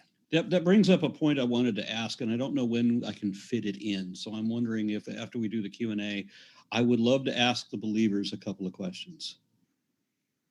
We can, let's see, we'll keep firing through, and then we can definitely get to those at maybe like a breakup in these questions, because we've got a lot. MILF's Porch, thank you for your question, said, where is the sacrifices when you know you are going to go to heaven and then resurrect 3 days after? Hell would be the securities. Let's see. I think they're saying, like, how is Jesus really sacrificing if he knows, like, that he's going to come back and that he would be in heaven? You're right. Hard question.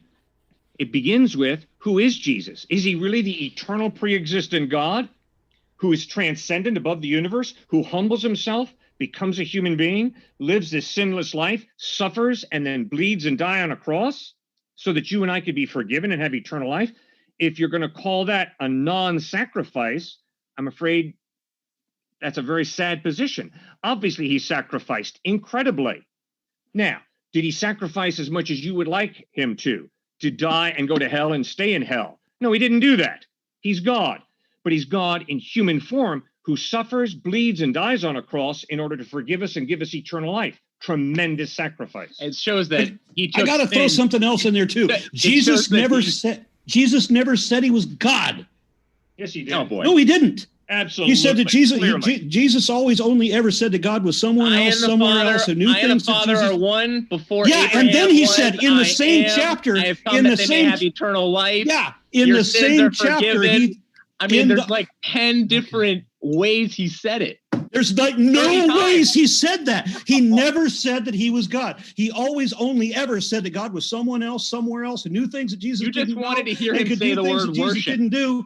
And when he said that he and the Father were Muslims one, make the same. I'm trying to think you're a Muslim. Meaning that they were the same mission, that they had the same purpose. He then, in the same chapter, then goes and talks to somebody who's not himself to ask, hey, can my disciples be one with you? Now you're getting into the Trinity. Excuse me, let me fucking finish. Can my disciples be one with you the same way I'm one with you? Which means that he wasn't one with him. Jesus did not ever say that he was God. Right, I'm going to give Cliffe and Stewart, hold on one second. Do not Justin, accuse hold on me one of second. dishonesty again. What I need to do is, lying. I hate to do this. So what we'll do is I'll kick it back to Cliffe and Stewart to have the last word, because the super chat was directed at them, and so I don't want to kind of gang up on them. So we'll give them the last word, then we go to the next one. Well, that sacrifice was tremendously important, obviously. Why? 3 days because at a weekend resort that he owns? Judeo-Christian values are all based on that very So sacrifice. Jesus goes to hell for 3 days and he runs hell.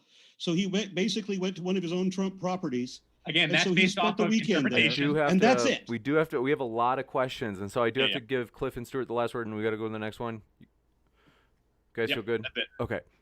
Next up, David P. Neff, thanks for your super chat. Said, go Arin. You got a fan out there, Arin. And then Kyle Brosler, thanks for your question, said, let's see, I'd pay a bunch for another Arin versus Kent Hovind debate. I don't know if that's... I would really love that too, because I had too much fun with it, but I don't want to give that fraud any more attention. There are a handful of people in the NIFB who make videos about me just hoping that I will comment about them, especially that ginger twink who recently uploaded a video claiming that I lied and I admitted that I don't care what the truth is. No, that guy lies every time he breathes, and he's just trying to get attention. I'm not going to give any more attention to people from the NIFB. I'll work on convincing Arin, everybody. Okay? So, I don't know if it's going to happen. David P. Neff, thanks for your question, said, any good God would care more about our actions than beliefs. Question to Cliff, are people who never heard of Jesus burning in hell? I do not know how God is going to judge those who've never heard about Christ, because Christ never answered the question. But he does make 5 points that apply to your excellent question. First point, nobody's going to hell because they didn't hear about Christ. The only reason people go to hell is because they choose to live their lives separate from God, and on the day of judgment, God grants their request, and they'll spend eternity separate from him. Second point, there are going to be a lot of people in heaven who never heard the word Jesus Christ. Hebrews chapter 11 in the New Testament lists some of these people by name: Abraham, Isaac, Jacob, Moses, Rahab, a Gentile prostitute. Obviously, they never heard about Jesus, but in humility, they put their faith in God. They're going to be in heaven. Next point, the only reason they're going to be in heaven is because of Christ's death on a cross as a sacrifice for their wrongdoing. Abraham was a sinner. Sarah knew that for sure. So did Hagar and Ishmael. We're all sinners. I'm a sinner. And Christ died on a cross to pay the penalty for our sin, to forgive us and give us eternal life. Next up, thanks so much for your question. Experiments in prebiotic chemistry said, let's see, is it more moral to allow evil and suffering or to intervene to stop it if the police don't care about the free will of a potential murderer? Then why should an omnipotent God care? Who's that for, James? I think that's for you guys. Well, I mean, it gets after the whole, he gives us free will, grants us free will. Yes, he is omniscient, omnipotent, all-loving, but this place is messed up based off Genesis 3. There's tremendous brokenness, and I think all about, again, this whole conversation tonight is really about experience. I think everything in our experience shows that there is brokenness, the psychological, sociological, cosmic level. And so that's why, sure, God steps in at some points, other times he does not. If he stepped in at every single point, that would take away our free will. Yeah, God never steps in, period, ever, at all, and we don't have free will. Next up, Andrew Handelsman, thanks for your question, said, Arin and Cliff boxing match after the show. Maybe. I don't know. Brother John, thanks for your question, said, how does Yahweh love his enemies? He kills them, the Amalekites, the flood, hell, and they said, embrace pantheism. We have a pantheist. So this is an easy one. Most likely that is a white suburban guy bringing up that very issue, if I had to guess. And it's so easy for us white suburban men to say that because we are in a culture that is very different from the A&E culture, ancient Near East culture. Don't forget, the Amalekites, the Canaanites, all these kites were most likely always just raping their women, pillaging. They were also doing child sacrifices all the time. I mean, if you walked into an ISIS camp and you saw all the things that were going on in the ISIS camp, I mean, after Caitlin Mueller and all these other things that we've heard about, would you not want some type of judgment at some point? I mean, God gives the Amalekites 400 years to repent. At some point, I would want judgment on a whole camp of people. But don't forget, there's never genocide because these different groups of people always end up popping back up again. So it's not wiping out a whole human race. And the proof of that is how angry you get if someone steals something from you. The proof of that is how incredibly effective your locks are and your cybersecurity. You know very well that if someone rips you off, you cry out justice. This was wrong, and I do not want this to happen again. Gotcha. Thanks for your question. Mark Reed said, Cliff, if experience is good evidence, then why wouldn't all religions be true, even if they all contradict one another? Because you and I have to be skeptical and very self-analytical and self-critical when it comes to experience. My experience is that I'm not very smart, to be honest with you. In fact, I'm probably the dumbest guy on the screen that you see right now. But when it comes to rationalizing what I want to do, when it comes to justifying whatever I want to do, I turn downright brilliant. And so experience is important to look at. And to tell you the truth, I'm embarrassed about what I have done at times. I'm also very grateful for what I've done at other times. I'm this weird mixture of good and evil. And that's exactly what Jesus Christ points out. We're all valuable because we're all created in the image of God. We all have tremendous capacity to do good. And we also have this warped fascination with evil. Alexander Solzhenitsyn put it this way. There's a line running through every human heart that separates good from evil. Thank you. And you cannot follow me unless you hate your brother and your mother and your husband. This is a question for you, Arin. I hate to interrupt, so on. but the Pi373, a critic this time, says, Arin, if you don't want to put out false teachings, don't speak as an authority on the Bible. Good thing I don't ever speak as an authority on the Bible. I don't, ever. Thank you. And then Zakus, thanks for your question, said, historical evidence can be repeatable, though. It can be corroborated through different sources. If they match, then it's more likely to be true. If they don't, it's more likely to be false. I think that's not really a question, but it's a good point to bring up that we only have one book that talks about the undead saints and the hours of darkness and all that. Like the other ones don't corroborate that because it never happened. Gotcha. Stupid whore energy is in the building. She says, surely Philo, a contemporary of Jesus and his apostles, would have heard about all those miracles happening and would have wrote about it. Why didn't he, Cliffe and Stewart? He was part of the conspiracy. Okay. I don't know why Philo didn't write about Jesus, but I do know that Josephus, the aristocrat and the Jewish historian, wrote about Jesus. I do know that two Romans historians named Tacitus and Suetonius wrote about Jesus. Again, don't qualify. I also know that a Syrian philosopher named Mara bar Serapion, a Syrian philosopher, he was a Stoic, wrote about Jesus. I do know that there are hostile references to Jesus in the Babylonian Talmud, which includes the Mishnah and the Gemara. So Jesus' enemies wrote about him in the Babylonian Talmud. So you've got a Jewish historian and aristocrat. You have two Roman historians, Tacitus and Suetonius. You have a Syrian philosopher, Serapion, and you have the Babylonian Talmud writing about Jesus. Next up, Ryan Gordon. We wrote, those people wrote about Christians, we have so many questions. Not about Christ. Cliff, could you spell that for the Assyrian philosopher? Could you spell that for me? Serapion. Next, Ryan Gordon, thanks for your question, said, you can't measure supernatural with natural measurements. You would need a supernatural, quote-unquote, ruler or spirit. Can't measure 3D with only length and height. I think that's for you, Tom, if I had to guess. Yeah, it's called indirect observation. We don't directly see neutrinos because they're too small to detect, but we can detect the effect they have. So if there is a supernatural being who had some effect in the world, like doing miracles, we could measure it that way, no problem. So if there's a God who you can pray to generate a gold brick and the gold brick appears every time you pray, that would be good evidence of the supernatural. You don't actually need direct observation of the supernatural. You can have indirect observation, which is commonly used in science to detect things that we can't directly see. Not a problem.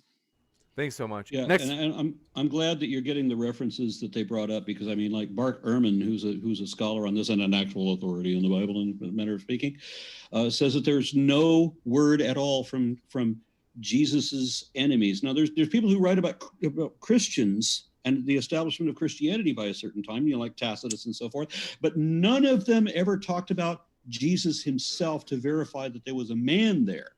So that never happened. And this is according to Ehrman.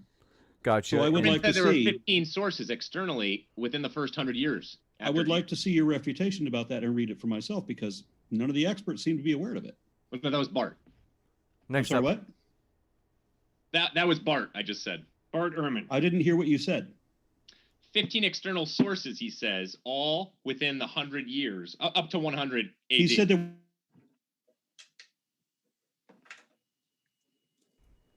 I think Arin is froze. Yep. said in the next century, but not in that century. We didn't hear what you said, Arin. Sorry, it froze at just that moment. I'm sorry. What Ehrman was saying was that, yeah, we've got plenty of people who talk about the existence of Christianity a century later, but we don't have anybody that's talking about the Christ himself in the century that he lived. Gotcha. Next, we must move on. Andrew Handelsman, thanks for your question. Said movie theory stole Bruce Wayne's avatar. Gotcha. Movie theory is a local troll we have. But Wilma Dickfit, I appreciate your, oh gosh. Okay, said, thanks. Said, love the channel. James, we appreciate your encouragement about the channel. We appreciate you hanging out here. Zacuse, thanks for your question. Said, Cliff, a psychopath can't choose to love. They lack empathy, which prevents them from feeling what you're preaching. They can only feel for themselves. And that is why we call them a psychopath. And that is why we have mental hospitals, because we understand that due to chemical imbalances in the brain, a person can lose a lot of their rational thinking, a lot of their free will, and they become slaves to chemicals. And that is tragic. And we view it as a sickness. We do not view it as healthy. We also do not view it as the norm. And we try to hold them responsible in a different way than we hold someone who has chemical balanced brains responsible. You can lose your free will?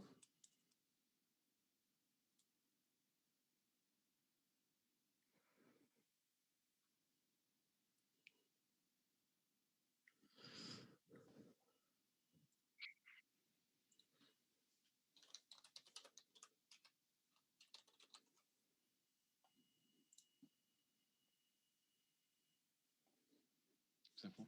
Aron, right? Wasn't that for Aron?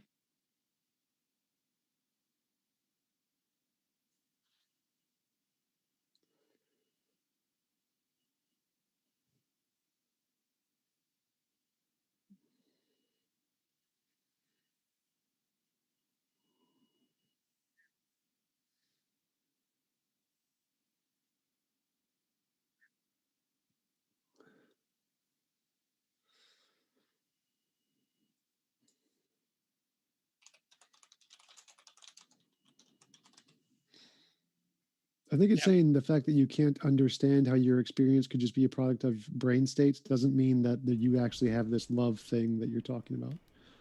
Yeah, well, my point is simple. My point is there is no way to empirically prove that a miracle has occurred. Why? A scientist would have to assume, or a person with that belief that science is what determines reality, a scientist would have to assume, no matter what, that no natural cause had been discovered yet. And so that's TJ's point. I would assume that you would say, although we do not understand exactly why this happens, there is a natural explanation. We just don't have it yet. Because your worldview, at least what I've heard you espouse, TJump, is that only the natural is real, only what is measurable is real, only what is scientifically verifiable is real. And I'm obviously contradicting that and saying I disagree. I think that your experience of life shows you that there is more to reality than simply what you can scientifically verify. One sec. Folks, if you want to let me know in the chat, so sorry. I accidentally left myself on mute in OBS. Let me know what the last question was that you heard from me being asked. It sounds like you guys could hear everybody else, so you maybe were able to piece together what the questions were, but sorry about that, folks. And appreciate your question. This one comes in from Martin C., who says, Christianity or Christians, do you have contemporary evidence of an afterlife? Near-death experiences. I think we're getting more and more peer-reviewed articles out of Duke University showing a lot of evidence for them. And so a lot more scholars are taking them seriously. I never would have said NDEs like 5 years ago, ever. I won't I say don't know them how 5 I years from responded now. 5 years ago. And then also the miraculous. I mean, when I was in Haiti, again, this gets back to personal experience. think every single person I talked to had some kind of encounter with the supernatural. Next, So, yeah, go ahead. So have I. And- I've had plenty of encounters with the supernatural. And then I got better, and I realized that those things never actually happened. give you the last word, Cliff and Stewart. Yeah, I mean, okay, this gets back. Okay, well, I don't know if that was shrooms or what, because there's a whole, another piece of literature talking about how a lot of the Christians actually had serious hallucinogenic type issues, and yet they were still right on things. And that's more literature coming out. So, no, from a naturalistic perspective, Aron's exactly right. Next, Zakus, so sorry. Hold on a second if you're before we get to that, because when we did the first debate, we inspired the second debate, and now he's inspiring me to do another one. So we're talking about scientific evidence for the supernatural. Ooh, I think that's a valid debate. It probably should be a scientific debate. It probably should be in writing. That sounds juicy. All and these empty assertions that I know he can't really. Depends on we the beer must go to type the next being one. offered. We in experiments in prebiotic chemistry. So sorry if you didn't hear me read the super chat saying hi, Arin. Nice to talk to you, as well as Zacuse. Thank you for your question. Who, if you couldn't piece it together, your question was, Cliff, a psychopath can't choose to love. This is something that Cliff had already answered. So sorry about that, guys. I'm a rookie over here. Then Sphincter of Doom. I think you had heard that one. Folks, let me know if you didn't. That was the one on the inscrutability of experiences does not insulate conclusions drawn from that experience from scrutiny.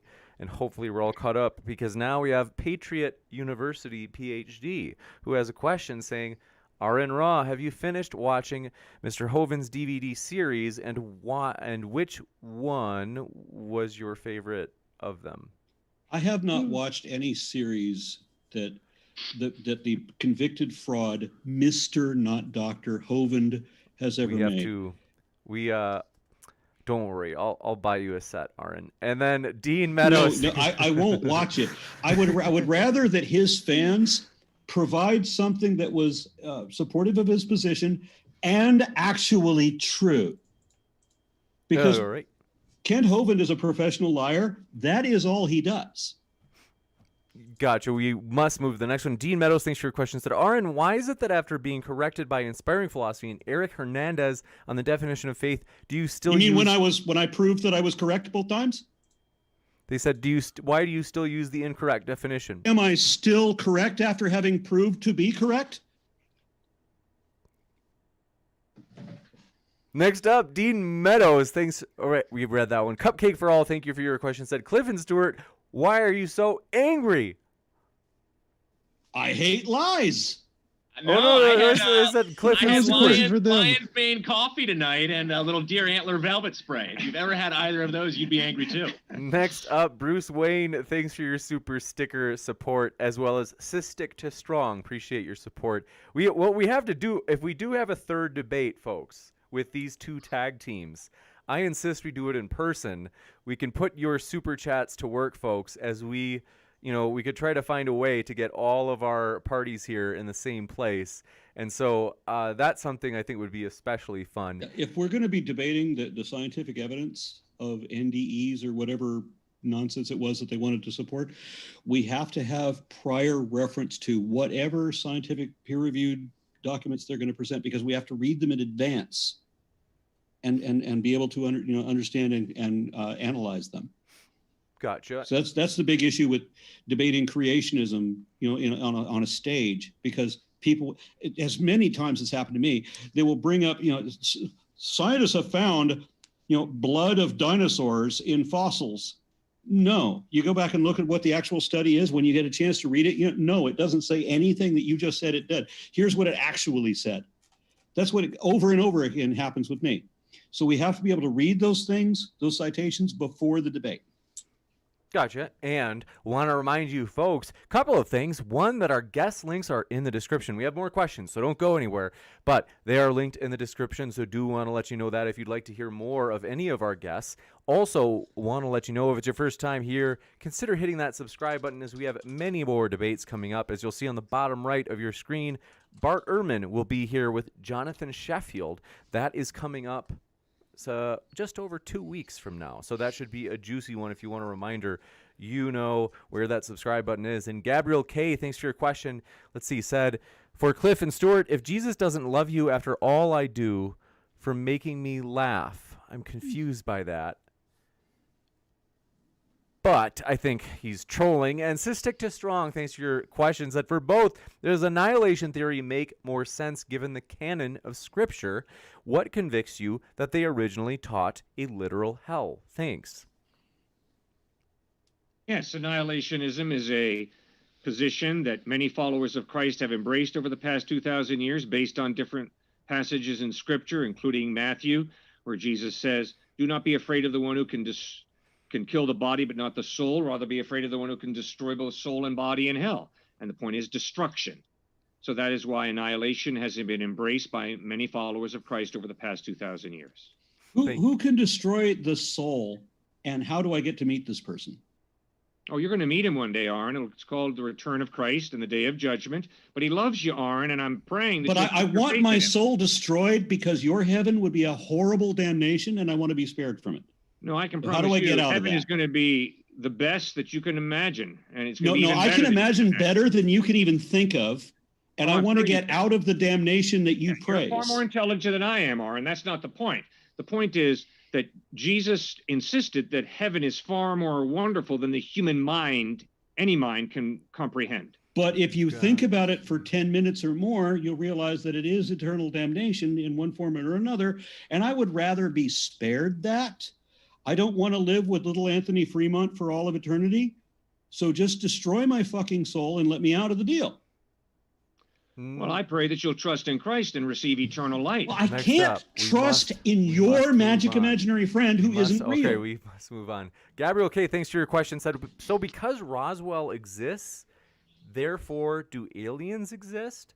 I think they're saying that with the argument of Archaeology. the New Testament documents citing certain places that were real historical places. They're saying that if you use a reductio, you get in this trouble. All I'm asking is you come up with your own tests, whatever they are, that you use to determine whether any document is historically reliable. And what I shared was, I have 4 tests. And one of those 4 tests that I use on any document that claims to be historical is, does archaeology support the place names listed in the document? Gotcha. Next up. Importantly, we have absolutely no evidence that the Exodus ever happened. We know for certain that Noah's flood never happened, and that Adam and Eve were never real, and the Tower of Babel never happened, and no guy ever lived for 3 days inside of a fish. And all of that is complete nonsense. We know that. I can give you a chance to respond, Cliffe and Stuart, given there were some new points. If the resurrection happened, that doesn't matter. Real that simple. can all be wrong, but if the resurrection happened, it does not matter. Real simple. Resurrection didn't happen either. All of what you just listed is never in the Gospels. All of what you listed is outside the Gospels. It doesn't matter. I was not arguing. Yes, it does matter. I was not arguing for the historicity of the flood. I was arguing for the historical reliability of the gospel. Well, that'll get to what we're going to talk about after the Q&A. Tom's chair, thanks so much for joining us. You look so comfortable under Tom right there on screen. Says, the Bible is just another religious story from a very religious time and place. Is that a question?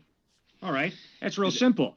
The reason you, as a thinking human being, should read the New Testament Gospels is because the civilization that you live in has been more profoundly influenced by Jesus Christ than by any other person. So if you're an intellectual, if you're someone who's interested in thinking through, why is the culture that I'm living in the way it is, you've got to read the person who influenced your culture more than anyone, Jesus Christ, to figure out, is he a liar or is he reliable? Next up, or Jason was he not Burris. even real? Jason which Burris, is the your apparent question. thing. Next up says, answer Arin's question, does the finding of Troy give evidence to Hellenistic faith? It's kind of like the Roswell question. Our point has never been that archaeology is a reason to believe and to have faith. Our point was archaeology is one of the 4 tests that I gave to determine the historical reliability of a document called Matthew, Mark, Luke, and John, the New Testament. Okay, so we know that all of the archaeological records. But we do have one. This one's for you, Arin. It's from Patriot University, PhD. So honored to have you. Says, how was your vacation at Dinosaur Adventureland? Arin, did you go hang out with Kent Hovind and his crew? I didn't know that. No, I never went to Hovind's slave camp. Gotcha. Okay, Cystic to Strong. Thanks for your support. Appreciate that super sticker. Then Eric Veerthaler, 92, thanks for your question, said, would Arin ever debate a flat earther such as Nathan Thompson? Yes, I would, but since Kent Hovind was just brought up recently, let me tell you, this is what I want to say, seriously.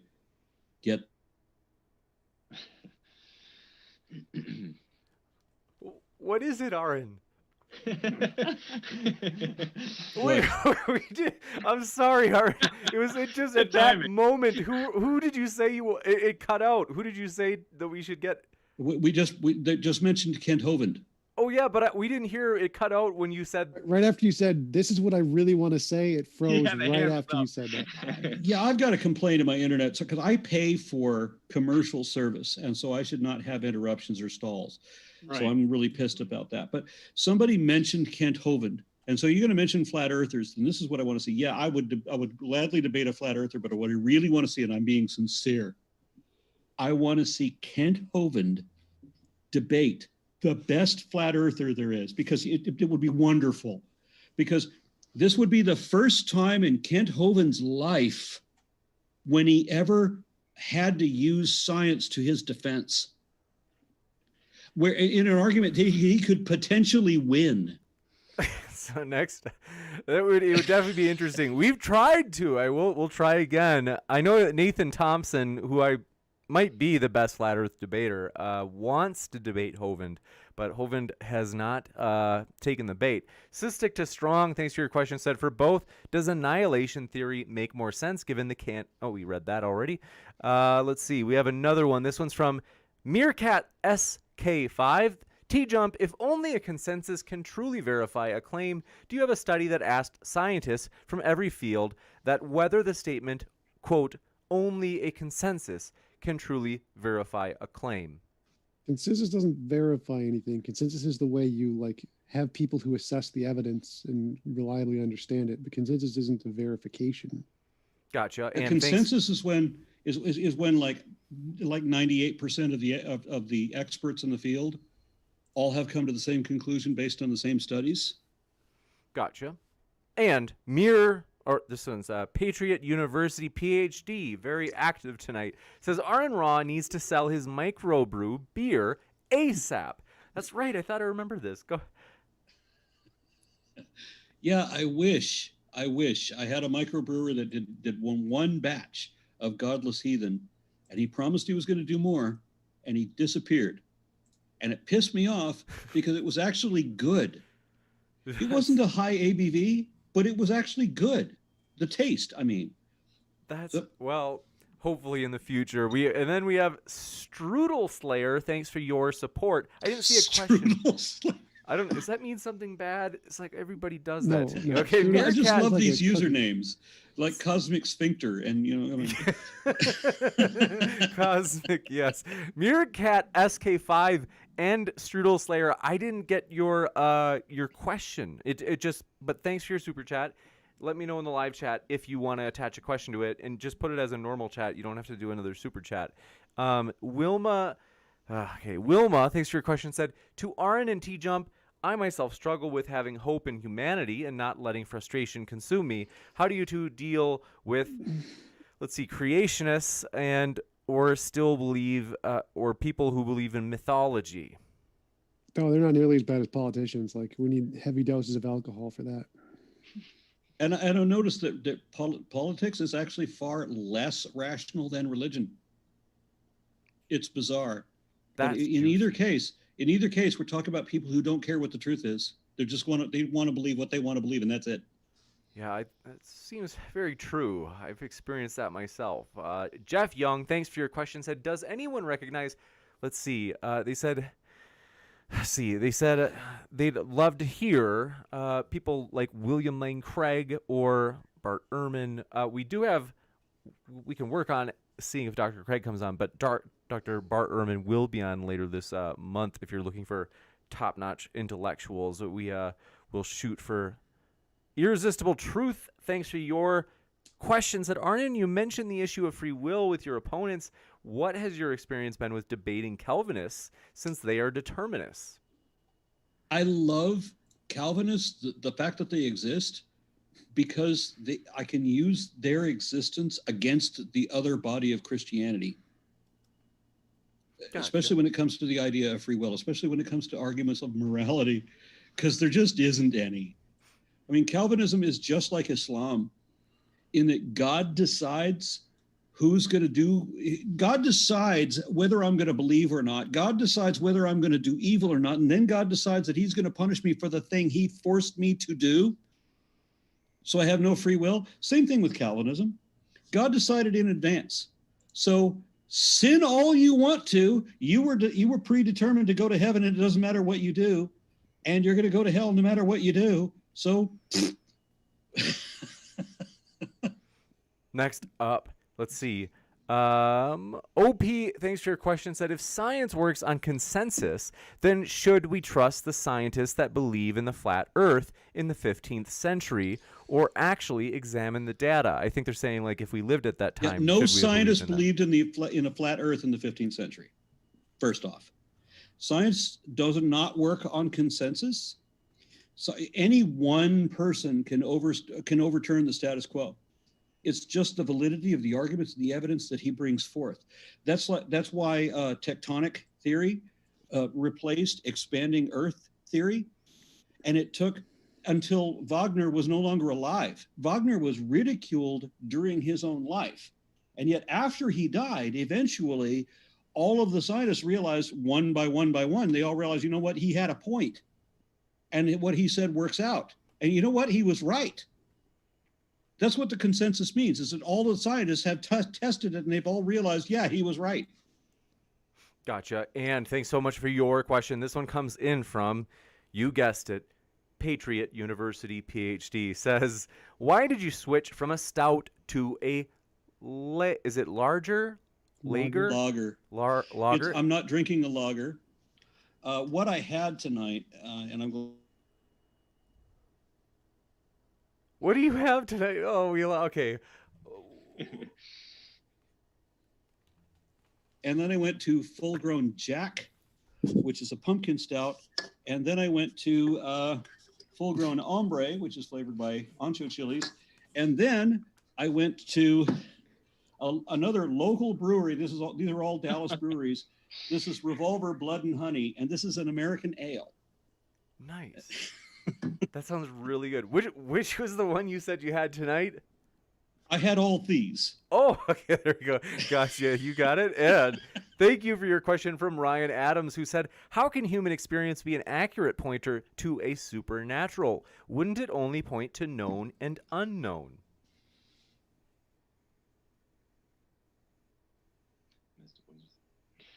All right. My experience of life is real. My experience of life is that science is a wonderful branch of knowledge. My experience and observation is that historical knowledge is a wonderful branch of knowledge. And my experience is that my interactions with people is not based on science. It's not based on history, although both of them influence me, but it's based on trust. And the way I trust someone is by amassing evidence that they are reliable. And then when it comes to trusting God, the question is, has God revealed himself accurately in Christ? And is the evidence pointing to Jesus being reliable, trustworthy? And I would argue the historical evidence of his life, teachings, death, and resurrection is that indeed Jesus Christ is reliable. And if not, please give me someone who is more reliable than Christ. The famous atheist A.N. Wilson became a Christian again, and Dawkins, Hitchens all hated it that A.N. Wilson became a Christian. And he said the main reason why is because he met so many Christians who had radical character change. That's one of but he couldn't find anybody that actually had evidence that they were correct. I have interviewed a handful of former atheists, that not just people like Like you see them all the time. People who say that they were card-carrying atheists or that they were devout atheists, when you know they never really were atheists. I'm talking about people who we could verify were not just atheists, but atheist activists once upon a time, and who later adopted Christian belief. I've interviewed a handful of them. They do exist. There's only a few of them. There's a very few of them. But in each case, all of them, the reason that they believed was entirely emotional. They believed simply because they wanted to, because it made them feel good some way, just like a drug. Next up, Freud we- went both ways. Except for Dr. Francis Collins, head of the NIH. His was the most Anthony bizarre. we must. Fauci's I was the hate to most say this, guys. Fauci's indefensible. We really do. Fauci I did it. saw We a have waterfall. so much. I We saw really a do waterfall have that to go. split into three directions, We and I do- decided to we do lose have my to go. fucking mind and decide must that go. means that the Trinity was real. We must go to the What an next one. idiot! Morior Invictus, thanks for your question, said the flood absolutely happened. Look at Inspiring Philosophy's video on it. Jesus is king. Atheism is cringe. Sorry, I've seen Inspiring Philosophy's video on the flood that actually happened.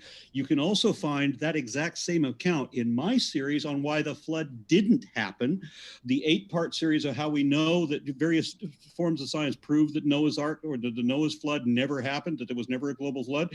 What there was an actual flood around 2600 BCE in the and at the end of the Jemdut Nasur, which is centered on the city of Shuruppak, so that one city flooded. Yeah. And then the stories about that were exaggerated into ridiculous proportions. The only way that you can ever exaggerate a flood story is to say that eventually everything was flooded. And so there's a handful of people who told that exaggeration, except that there's important details missing. Like in one version of the story, the only people who survived was a man and a woman who hid in a seashell. And in another version of the story, all of the animals turned into fish and then turned into real people again. And then in another version of the story where the entire world was flooded, it was flooded with beer. Next up, we have Andrew Handelsman says, Arin, I saw you leaving Dinosaur Adventureland with an Ark toy. I'll Photoshop. No, you didn't. I'll Photoshop that. I've only been in Alabama But, once, and I was only there as long as it takes to drive through it. You got it. And Gabriel K, thanks for your question, said, I am being serious for once. I have learned more from science than the Son of God has ever shown, and he has the power to let me know right now. Next up, Sphincter of Doom, thanks for your question, says, there's Cosmic Sphincter, says, Aristotle was very influential in modern science, and it took decades to overturn. The singular influence of a person on society isn't enough to accept. I think that's for you, Cliffe and Stewart. I am very grateful for Johann Kepler, the father of modern astronomy. As he peered out of the stars at night, he exclaimed, "Oh God, I am thinking your thoughts after you." I'm very grateful for Galileo, for Copernicus, for Boyle, for Faraday, for Dr. Francis Collins. I am very grateful for all the science professors on university campuses across this country and around the world who have a deep commitment to science because they understand that a rational God created an orderly world, gave them rational minds, and they, by exercising their rational minds in a responsible way, can unlock the secrets of the universe. You know, Kuhn in rational the paradigm people shift. who lost their rationality when they jumped to unwarranted assumptions for no damn reason. Kuhn's paradigm shift. You know how long it takes, if you read Kuhn, for a paradigm to change in society, whether it's Aristotelian or many others. You look at the Jews overnight, pretty much, after Jesus' resurrection, changing to Christians. That's a tough one You to mean explain. overnight staying Jews? Tremendously difficult. They believe that Jesus It Christ was is not the Son of tremendously God. difficult that they stayed Jews. His own brother now all of a sudden never believed in him and became head of the Jerusalem church. And you believe that? And then was killed You for it. believe that Jesus' own brother somehow didn't believe in him and then suddenly did? It's in scripture and tradition. I mean, And what more do you you want? believe that? You want Josephus too? Nice. I totally Yeah, believe I that. do want Josephus. You just to- believe no, in I'm some sorry. flood I from already thousands of have years ago that I've Josephus. never even heard of. And you were I've already- certain of it. I You were already like, have I'll tell you the Josephus. flood that did happen. I was already like, have Josephus supporting my side of the We argument. must. I hate to So say you we don't must get move forward. Josephus. I got him.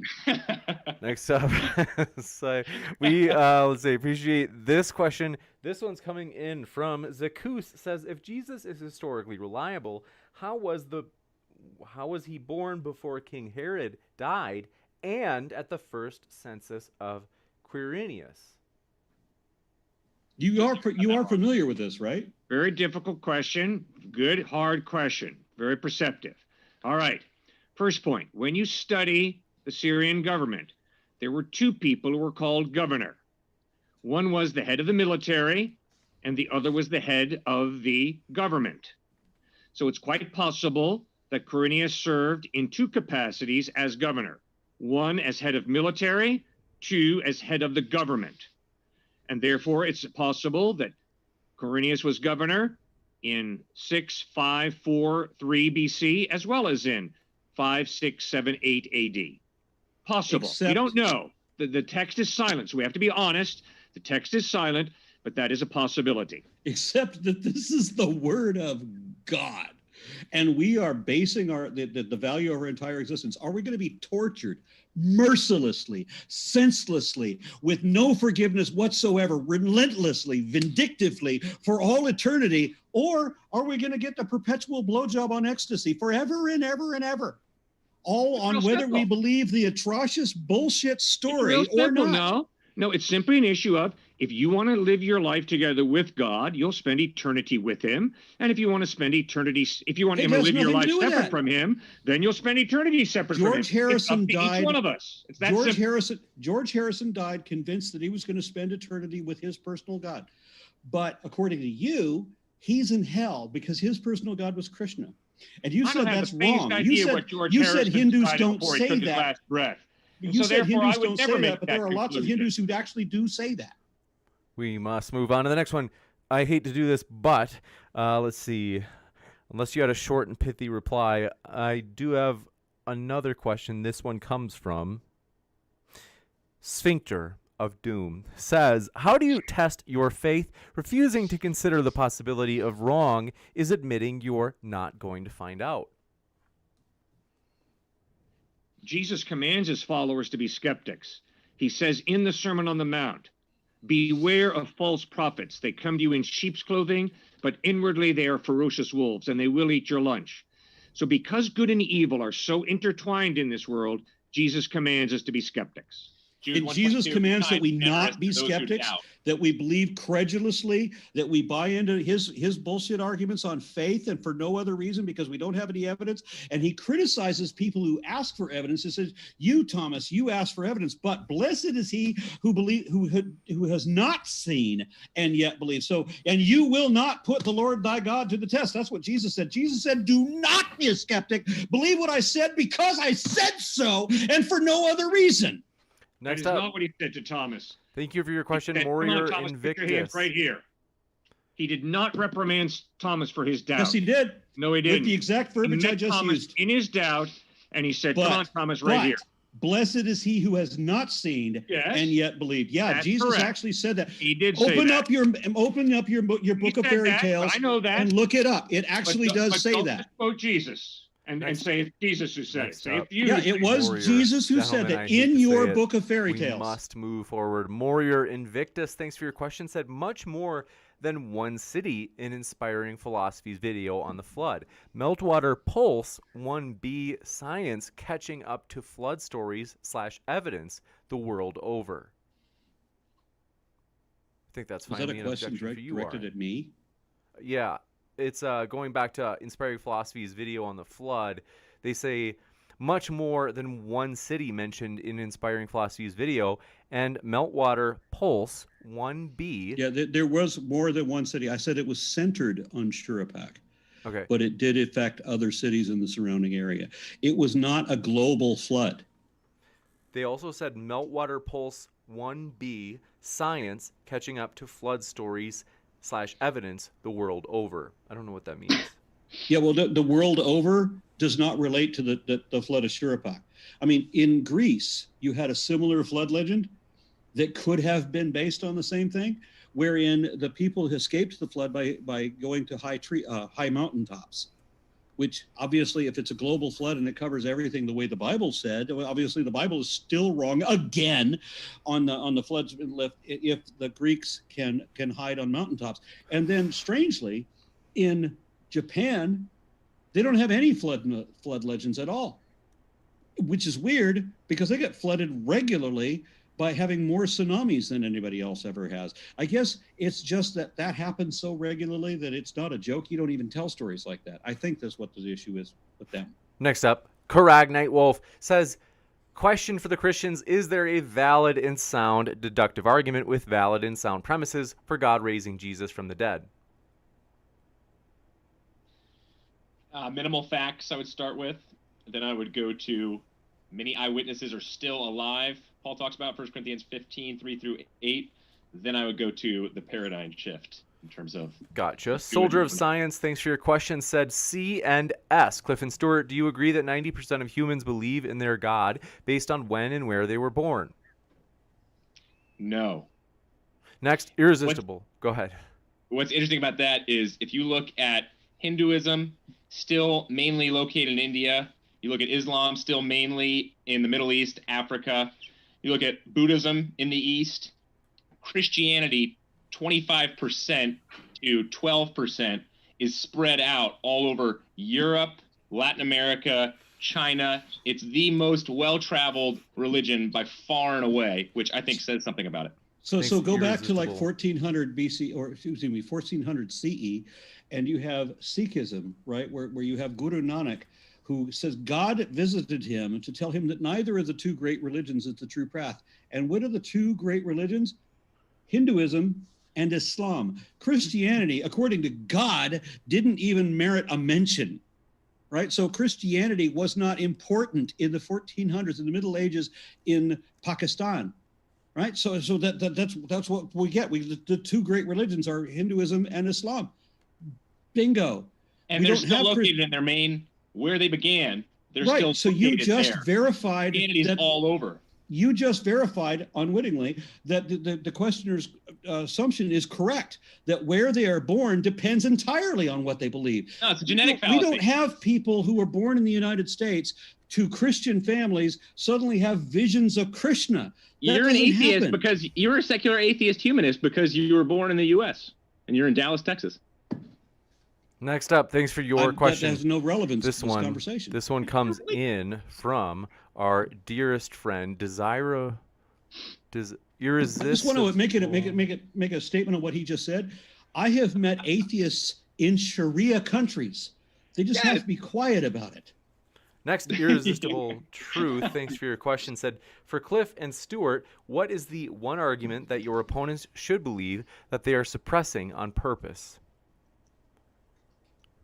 There is no way that I know TJump and Aron well enough to be able to answer that question. I feel that would be incredibly judgmental of me to answer that question. Okay, so I don't know them. But I do know that when my brother was at Princeton, his unbelieving friends would fire one difficult question at him after another. And around about midnight, my brother would say, all right, guys, if these questions are really keeping you away from Christ, we'll pull an all-nighter. But if the real issue is, I want to do my thing my way, and I don't want anybody telling me how to live my life, then let's face that fact. And let's stop hiding behind these intellectual smoke screens. Every single time my brother's Princeton classmates would say, Stuart, you're correct. We reject Christ, not because we have reasoned it through and we have found an option that is supported by more evidence.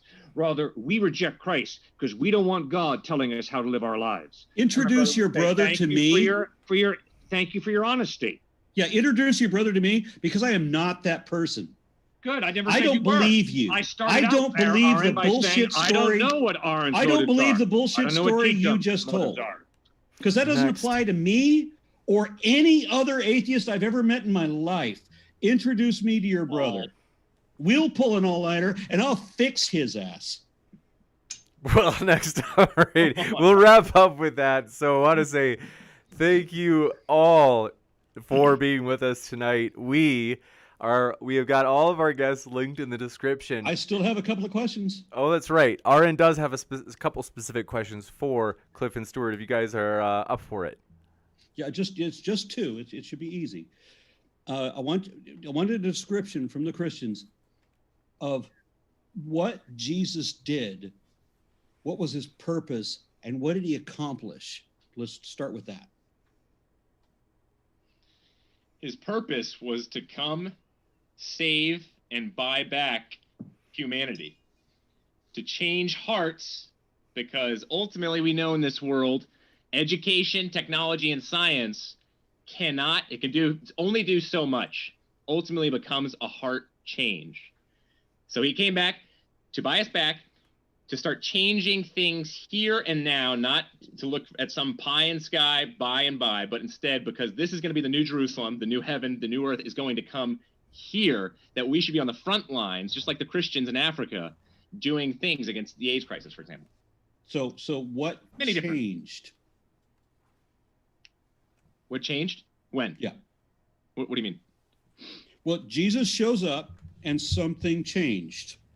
What is it? What is it like? I mean, what did Jesus do? Two-thirds of the Roman Empire became Christian within a few hundred years. Within a few hundred years. So what you mean like the sociological or worldwide benefits of him being here? Is that what you mean? What did Jesus do? It's the same question. He was born in a feeding trough. He taught great things. He taught as one who had authority that no one had ever heard of before. That's a whole other debate. Jesus taught people, utter inanity and healed bullshit. People, healed the sick.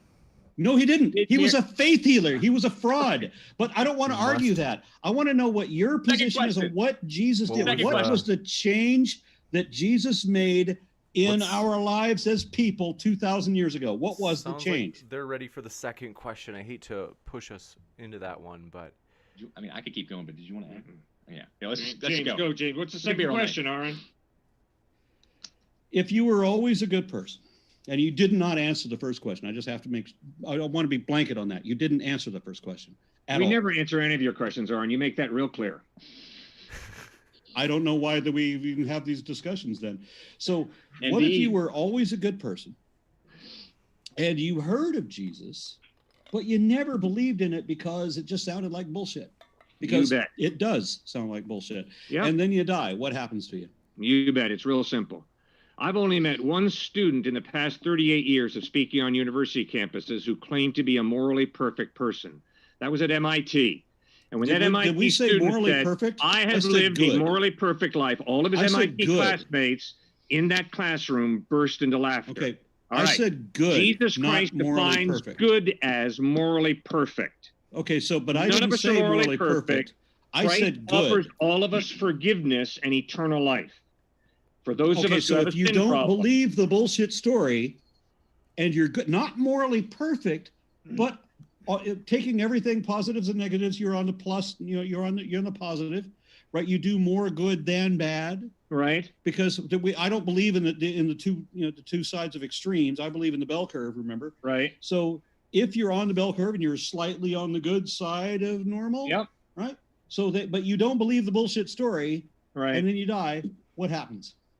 Well, I've worked in a lot of prisons, and I've never met an inmate who said that they were on the wrong side of the bell curve. They've always said they've been good people, and I have an ability to say that I'm a good person also, but I think that Jesus' analysis of the human heart shows that I'm not as good as I would like to persuade everybody that I am. And even if that were the case, but it still works out that you're more positive than negative and you're slightly on the good side of the bell curve, then what happens? What happens is when you sin, you're basically saying, God, take a hike. I want to live my life separate from you. When you are basically a good person, as I said, weighing all your positives and negatives, you end up on the positive side. I'm having to ask the same question over and over again, but you never believe the bullshit story that is obviously a bullshit story, that you have to believe in God. You must move you have forward. to believe in specifically Jesus.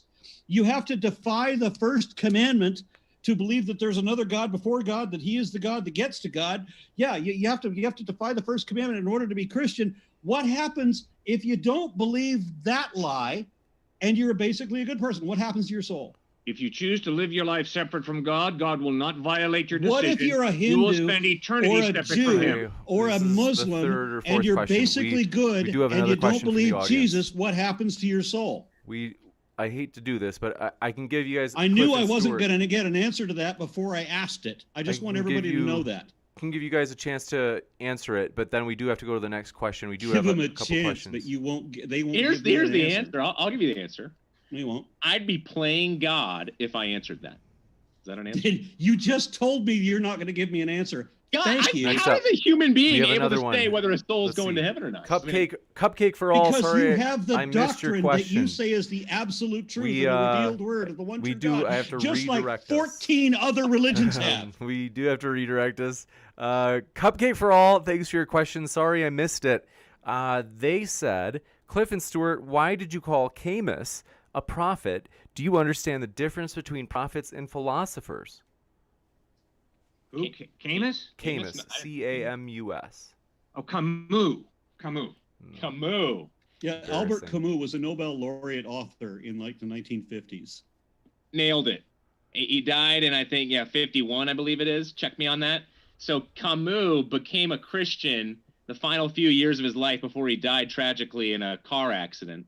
That's sad because he was a good philosopher up until then.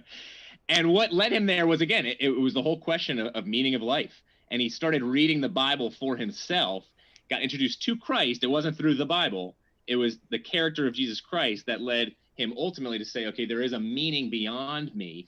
And that is Jesus Christ in terms of all the intangibles that he has to offer in terms of love, sacrifice, forgiveness, why to help and serve other people. We must move on. We do have another one. This one's from Gabriel K. Thank you, Gabriel K. Camus Journal. We appreciate your question. Gabriel says, when you pass, you will not walk into the light, but lead people into ignorance No way. through primeval darkness you left behind. I think that's an insult to you, Cliffe and Stewart. Sorry. Next up, I don't know. If you want to respond, you can. Did you hear it? Yeah, I mean, that's hilarious because that goes both ways. We both think that we have the light when there is darkness on the other side. So we're both proselytizing in different ways to hopefully help the other side see the truth. So at least we're all truth seekers here trying to find the truth. And yet God is going to punish me Thanks as for your a truth question. seeker for Appreciate being a this truth one seeker. is from Seth Nesmith. Says, Stuart, why do you claim God did anything if you can't even prove empirically that he exists to do anything? I can say a unicorns is those things. I think they're saying they could try to say that a unicorn caused the things that you think God caused. Yeah, so if you're looking for empirically prove to me that I have to do that. I mean, can you even empirically prove that statement? I would start there. And then secondly, I would say, I mean, look at science. Arin loves talking about science. There is both a type of evidence leading to proof that's based off of what is produced in a lab, but then there's also forensic science. And so we can't do science, that type of science, proving things when we put somebody on the moon. It's based off of what has happened in the past, so it's based off of a type of history. Now, the Gospels and understanding who God is closer to that second type of science. Well, yeah, Gotcha. just like everything We you just must, said was I wrong. hate to I mean, say it. like We all just, of it.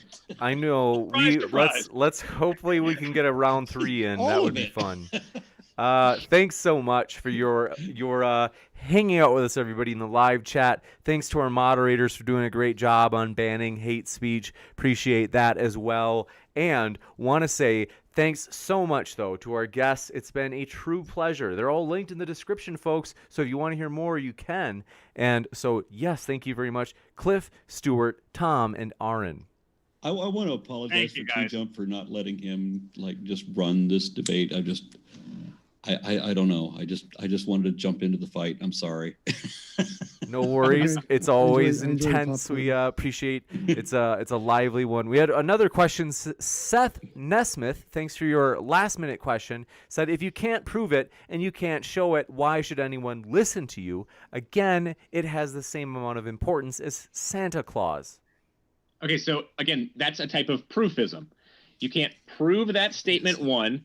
Secondly, going about that in that type of way, people disagree on what is real proof and what is real evidence, shown even here tonight.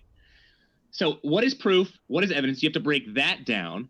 And then you have to start to get to exactly what we've been talking about. What is historical evidence? And I think it's all about choosing Christianity to be ultimately rational. Has to do with, is it existentially satisfying with our experience, our emotions, all that we've talked about in terms of love, desires, ultimate hope, and then also, is it intellectually credible?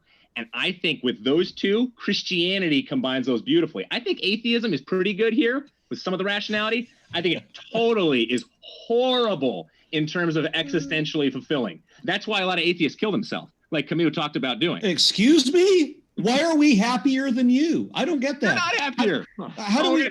No, we are. We're less criminal than you are. We are statistically more moral than you are. Susan Blackmore made that comment to me. Completely false. Did you not just see the study that came out of Harvard? I hate to interrupt, but we had Seth Nesmith has another question. Says, what the heck is proofism? Laughing my butt off. Good debate.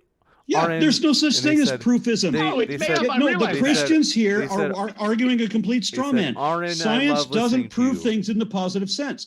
Next. We show that there's a substance there. Christians can't show that there's a substance there. So that's the purpose of the whole argument. You can't prove a negative. Show that there's a there. They're done. You can't prove a negative. Atheism is a negative. You can't prove it. I don't have to prove it. I said Hitchens' razor. Right. What is asserted without evidence is dismissed without evidence. If you make an unsupported assertion, it doesn't warrant serious consideration. You are making an unsupported assertion of impossible absurdities that is not supported by anything and has not even a possibility, yet you're insisting that it's absolutely true. No, you're full of shit. Did I say absolutely true once?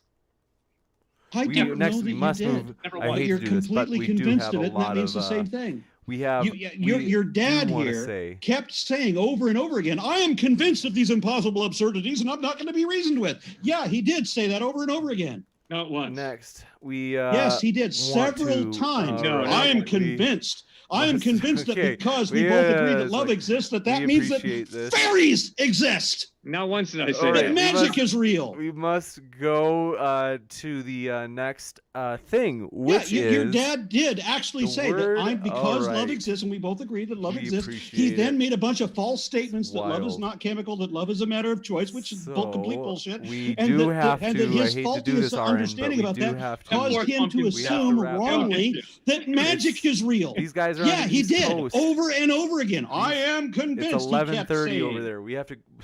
But we do have want to say thanks so much. The word on the streets here is that allegedly hitting like helps a video. So if you enjoy this debate, if you're like, I like that was a good one, hit that like button, as we do appreciate that support. And as mentioned, all of our guests are linked in the description. We hope to see you tomorrow night for a juicy one as Team Skeptic returns. First time in a while. It's been a long time. He will be taking on Conspiracy Castle. That should be a juicy one. That's at the bottom right of your screen. And want to say thanks so much for hanging out with us, folks. We hope you keep sifting out the reasonable from the unreasonable. Take care. And one last thanks to our guests, Cliffe, Stewart, Tom, and Arin, for being here. Thank you, James. Thank you, guys. Thank you, gents.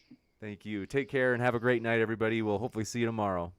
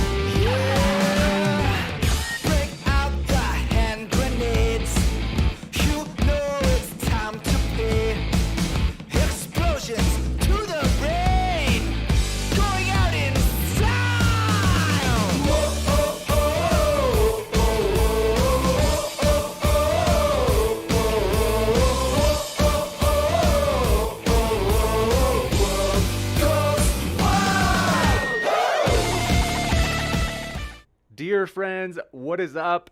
This is the, you could say, after credit scene. Want to say thanks so much. You guys, seriously, you make it so fun. I appreciate you just hanging out here. And so we were doing these like post credits, like post debate credits scenes of me just wanting to hang out with you, because it's like I never really get to talk to people during the debate, you know, like I'm kind of focused, and there's a little bit of I get to say hello in the live chat, but getting to directly like this is honestly a true pleasure for me. And so it's also great to get feedback if if you've got thoughts that you'd like to share or questions. And one thing too, I want to let everybody know that we've always wanted to be very open about how we do the show. So like when I started, there were some channels that they did what basically we do now, and I was kind of like trying to like learn how they did it, but it was like like they were kind of more secretive about it. And Matt Culbertson, good to see you, buddy. Matt was like there back before we even became a debate channel. That's like we used to be called Modern Day Hysteria, if anybody's around. It used to just be about controversial topics and just like a kind of a smattering of them. And so yeah, Big Daddy Sheep and Z, good to see you. Thanks so much for coming by. Lily B, thanks for that love. That seriously appreciate that. That means a lot. And yeah, basically we are open to telling you how we do everything. We don't keep it a secret. We are willing to tell anybody. We basically we use OBS and we do a window capture and we pull Zoom into it, and it's that easy. It's pretty easy. It's easier if you're on a PC in terms of the audio connecting, but and it you gotta like learn a couple things with like OBS because it's not super intuitive. As you know, it took us a long time to figure out the audio, but yeah, basically, if you do want to know, we're happy to share. We don't have any secrets. We can tell you what software we use. We can tell you, I can give you my opinion on like what to do and how to do it. So yeah, we do appreciate you guys so much. And trying to think of upcoming debates. Tomorrow should be a juicy one. That's going to be a lot of fun with, as I mentioned, Team Skeptic coming back and Conspiracy Castle. Also, we are pumped though. I'm trying to think of basically King 101 said, James, you should probably advise less verbal aggression and drinking in the debate atmosphere. Like, see, it was a wild one tonight. I agree. It was, you could say, a controlled burn. It was close to being a dumpster fire, and maybe it even drifted into that some. But overall, it's been, it was passionate, but still reasonably controlled, and that's usually what we're going for is kind of that walking the line. And thanks for your feedback. NC Servisto says, keep on trucking, James, your platform is great, a great achievement. That means a lot. Thanks so much. And it's all credit to all the people that have helped us, which is like everybody. Like, this channel really is a community effort, and so we appreciate it so much. Everybody out there. One big thing that people have done, also want to give huge shout outs are people who have like connected us to like speakers. They're like, hey, Mr. Reagan, do you want to have him on? And I was like, yeah, it'd be awesome. And they're like, his YouTube channel is we talked to him and he said he'd be willing to come on. We're like, that'd be awesome, thanks for doing that. And so they would help us connect with those people. That is one way. A lot of, like, a ton of ways though. And so really do appreciate that. Bruce Wayne says, I think Seth Nesmith would be a wonderful moderator, James. I vouch for him. Well, pleased to meet you, Seth. And let me know if you would, if you would like to be a mod, as we really only have one rule, which is just no hate speech. And thanks for your super chat from Strudel Slayer, who says, hope this gets through. Tom needs recognition on his speech about why we help people on the other side of the globe. Beautiful. I'm so baffled on what that means. Sorry, friend. Maybe it's because it's late. It's like going on 10 for me. But they say Tom needs recognition on his speech about why we help people on the other side of the globe. Oh, I see what you're saying. Like, you're saying like Tom has an argument for why we should give to people who are on the other side of the planet, and his argument or speech is a good one. And so that's interesting. I've never heard it, but I'm totally like pumped to hear it. And we couldn't agree more. One of the charities that we like to give to through our like charity drives is Save the Children, which is basically globally they try to help children in poverty with things like just helping them get fed and get clean water, and also helping provide an education. And so we couldn't agree more. Spooky Bed Hair, thanks for your feedback, said all you need now is a wristwatch and you were all set. I don't get it.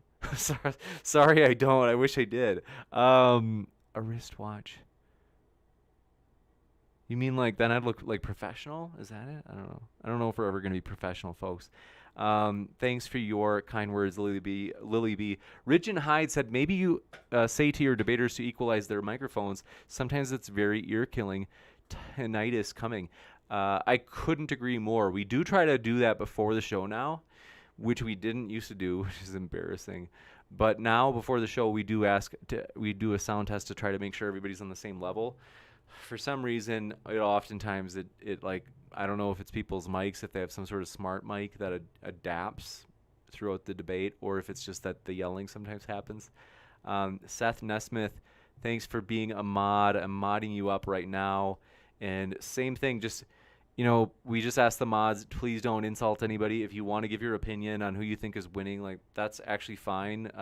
We consider you like a volunteer that helps the channel, but like, and so like we don't like hold you to the same standard that if I were to come out and be like, oh, so and so totally won, or I'm going to do an after show on how somebody got blown out of the water, that's like not what I'm going to do and what MDD per se would do. But as mods, like, I think it's like fine as long as we have a mix of people who are, I just don't want you to feel like you're on eggshells as a moderator. I don't want it to feel like, like I do, I want you to be serious about getting rid of any hate speech, but I don't want you to feel like you're like working really. I want you to feel like you can still have the freedom to say what you want other than insulting people.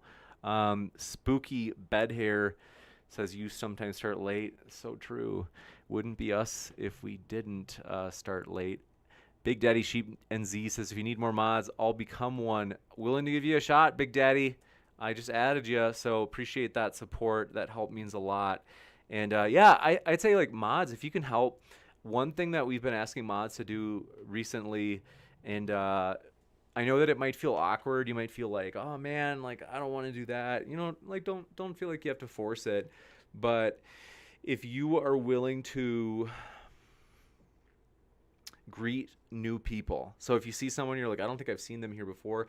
I've just been encouraged that, we've learned from some people that this channel is like a community for them. Like it really does. It's a place where they feel welcome and they feel like, hey, this means a lot to me that I get to, like just kind of, sometimes you want to go where everybody knows your name.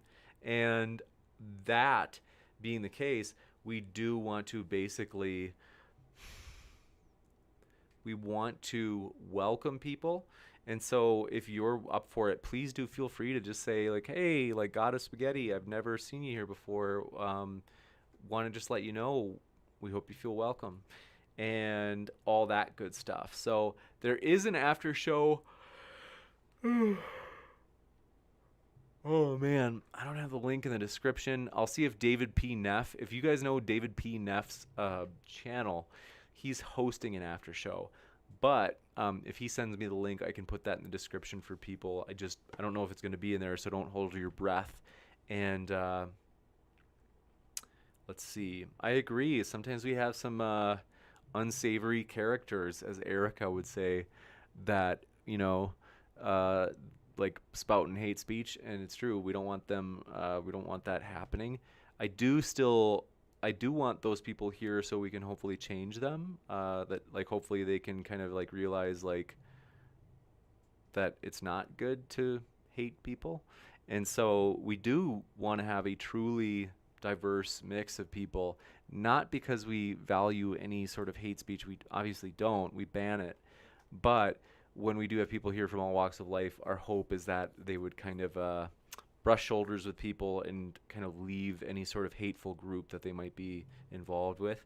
And then thanks Lily B saying, I could be a mod in the future. I'd be down. I'm a social sciences student, so I know of a couple things about hate speech.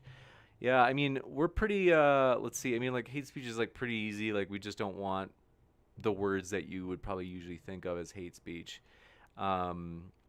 And so, yeah, it's pretty rare that we get it, to be honest. I think overall, at least, when you think of all the people in chat.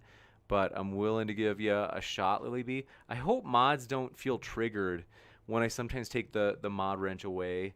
Thanks, King 101. Appreciate your kind words, and thanks for being so respectful. I really do appreciate that.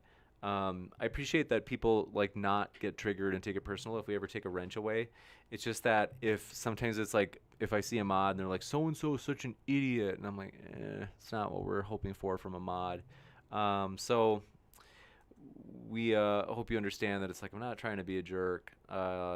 It's like I don't know. In a way, wouldn't it be like a relief because you're doing like you're not like tasked with being a mod, like it's not work. So like if you don't have the wrench anymore, maybe I would hope it might feel liberating. I don't know, but thanks for your kind words. God of Spaghetti, you said just brigade the chat because their position has no merit.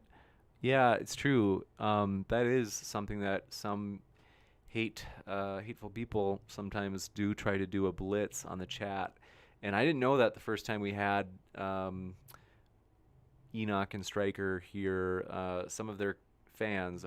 I don't know a lot about these guys, but we saw some people come that night on their first debate here where I think they were like trying to blitz the chat, like trying to make it move so fast that we couldn't keep up with the hate speech. So we learned our lesson, and I think we're still deleting hate speech, but I don't know if we got all of it, and that's obviously not what we want. So we do want to delete everything. So let's see. NC Sorvisto, thanks for partying with us. Let's see. But yeah, I'm probably going to rock and roll in a second, but really do want to say we appreciate you folks. Perfect One says, if you all are looking for mods and you feel that you know me well enough, I'd be pleased to serve as a moderator for you. We'll give you a shot. I mean, we've got a lot of mods though too. And so kind of like that'll be it for tonight. But thanks for your being willing to help. That really does mean a lot. Rich and Hyde at 6 a.m. there. Stay awake always for your show. The chat here is crazy sometimes. Thanks for staying awake. That's nice of you. I hope you get enough sleep during the day. Zacuse said, hey, James, you're one of the ones who gets close to the right pronunciation. Literally the letter Z in the word goose, but a C instead of G. So I guess it must be Zacuse. Appreciate that feedback. And Carnivorous Ape says, if that's the case, then why does Praise have a wrench? He was doing that to Arin pretty much the entire time. I don't know if you noticed, I actually did take Praise's wrench away. So put that in your pipe and smoke it. And Bruce Wayne says, what is the song that is played on this channel? Let me look that up. It's in the description. I think it's down there right now. And the name of it's World Goes Wild by Above Envy, and that's always under description. Mods, if you can do a favor too, if anybody asks for the song, if you just let them know, say, hey, it's actually, James already put that in the description for you. Thanks for your kind words, Thanlin101, who said, we appreciate your work and the channel. Thanks for that. Appreciate that. Big Daddy Sheep says, have you got any news on the special guest debate and the GoFundMe or whatever? Yeah, thanks for asking. I think we're probably going to do it. Based on the feedback last night, if you haven't heard, folks, we are considering like a high profile debate. So like big time name, I would say kind of up there on the level of like close to like Richard Dawkins level. So like biggest we've had yet, I'd say Bart Ehrman maybe would be the biggest we've had or yet to have. And this one would probably be like maybe bigger. So that is one that I can't blame speakers. Like, it's a very reasonable thing if they have an honorarium. Like, I think sometimes people get weird about money and they're like, kind of like, oh, it's like, you shouldn't do it for money. And it's like, I don't see why it's wrong if a speaker wants an honorarium. Like, it's a consensual deal. We don't have to pay anybody if we don't want to in order to have them on. And their time is valuable. I mean, like it's true. Like a lot of these people get paid big bucks, way more than we usually have to pay if they go speak somewhere like in a live venue. And so I will say this: we are considering it, and so I can only tell you that this is like totally a giveaway. The person's initials are MS, but we are trying to set it up. And basically, that's funny. Appreciate that, Seth. Helping out Bruce Wayne. We're thinking we're probably going to do a Kickstarter. We would probably do $3 to watch it live. It'll always be public. We don't want any of our debates behind a paywall. But so it will be public like the day after in the next couple of days. But on the day that it's live, that's something we're like, hey, would you help us out covering the honorarium? Because sometimes we pay honorariums and we don't have the super chats come in to cover it. And it's not a big deal because the channel's still growing, which is cool. Like, we're excited about the vision. Like, we are not ashamed to say that, yeah, we're trying to grow. Like, we think that there's a value to this. And so we, at the same time, though, like, for me, trying to kind of crawl out of debt. So as a student, it's my own choice that I was a student. So the debt was my choice. But at the same time, given that, regardless of what put you in the debt, it's kind of like where I'm like, well, maybe if everybody wants to put in $3 to watch it live, that can probably help cover the honorarium for some of these bigger names. And this one would be remote, so it would not be in person. And that is kind of why it's like $3. Is that it's like $3 is like a cup of coffee, right? Nowadays, Panera's like $2.60 with tax. It's probably like $2.80. So we're kind of like, hey, if we just do $3 for watching the live stream, that I think is fair. And again, it's like, well, if you don't want to put the $3 in, like, it's not a problem. You could watch it for free the next day or a couple of days after. And so, but yeah, we're thinking probably $3 for the live watch. We might, and then for questions, we might do kind of like pre-super chats. So instead of having super chats during the stream, we would maybe do something like, hey, do you want to ask a question? And, those will probably be more expensive to try to help cover the costs. But we might instead just say, hey, thanks for Language and Programming Channel for understanding and not worrying about the mod thing. Is that basically,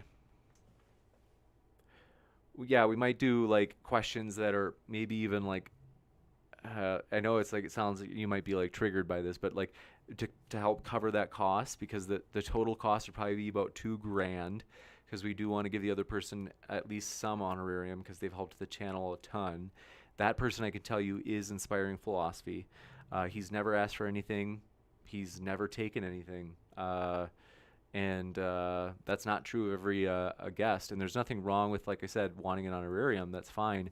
But the fact that Inspiring Philosophy, Mike Jones, has never asked for one, he's never required one, that's pretty impressive. Like, it's very selfless. That's very giving of him. And so that's why I want to help him get some honorarium as well. And so, yeah. So, but yeah, so the questions might be like $50 purchasing a question beforehand, just as a fundraiser, kind of to help raise the money. And we're open to different ideas, so we'll want your feedback once we open up that Kickstarter, as I think we'll probably do. And we'll probably do like an official poll to get like a vote from people. And if people are just like, no, like, don't do that, I don't like this idea, then maybe we'll just say, all right, well, maybe we'll just pass on it. Maybe someday in the future if it's in person. So yeah, but yeah, thanks so much, folks. Want to say we appreciate you. We'll give you some deets about that within a month. And it's just that it's something that I like take really seriously. Is I'm like, if we're gonna, like, even though it's it's only $3 to watch the thing live, we like, that's like, for me, I just don't want to be like a panhandler, like, I don't want to be like, hey, look, money. And so Seth Nesmith said, James, do you think you would do this multiple episodes or just one to pay for the cost? So, we would not do, we would not do like every debate like this. This would be a one-shot thing where, we would do a one-shot thing where it's like, we see how it goes. If people like it, cool. Maybe we'll do it again if we want to get somebody like Richard Dawkins eventually. And because we absolutely believe we can get to that point of like hosting like maybe Richard Dawkins, Jordan Peterson. Those are like the dreams. And so Big Daddy Sheep said, I would say the GoFundMe $3 is much better and more accessible to the audience than a super chat fundraiser. Yeah, I mean, I definitely agree. the questions prior, that like the idea of doing it $50 is that it's like, I just don't know. I mean, maybe what we'll do is what we could do is this. Maybe we just open it up. We say, hey, do you want to watch it live? If you think this is actually a cool idea, like if you even are on board, or if you just don't like it, let us know. And then if we have enough people like sign up, like if we're like, whoa, like 500 people put down $3, then it's like, oh, okay, like maybe we can lower the price for the questions during the Q&A. The only reason that I'm thinking of like possibly saying like, hey, if you want to ask a question, are you willing to put in $50? Because I agree, that's way more. We rarely ever get a super chat for $50. The reason would just be that it's like if we only have 100 people sign up and they're like, yep, here's my $3. It's like, cool, we have 300 live watchers, or I should say $300 from those 100 live watchers. We still have to cover $1,700. And maybe we can, through the months of promoting it, we could like get enough people to cover that. But that's the only reason why the questions would be more expensive. So Rich and Hyde, thanks for your feedback. Said, don't be ashamed to do the money thing. You need to grow. Investing is the best thing too. In-person debates. I agree. It would be great if it was in person. And I do lament the fact that the first one would be remote. So it would be just like our normal setup, where basically the speakers would be like doing it from their homes. And so, yeah, I mean like, so yeah, it's not ideal, but with COVID right now, it's kind of hard to do in person. And so let's see.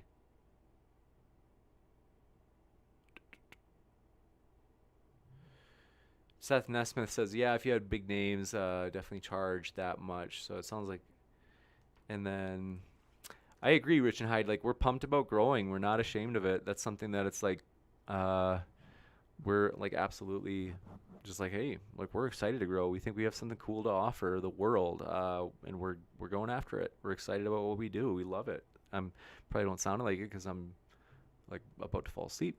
I'm really tired, but I love it. And let's see.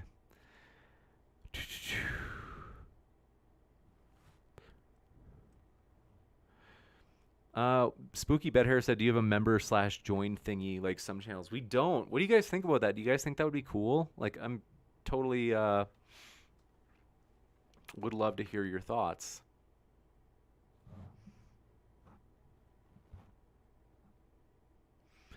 We maybe would do that if people would think it's valuable. I don't know what the perks are. I've got to learn, to be honest. And then Andrew T said, update on the Camboy debate. I don't know what Camboy means.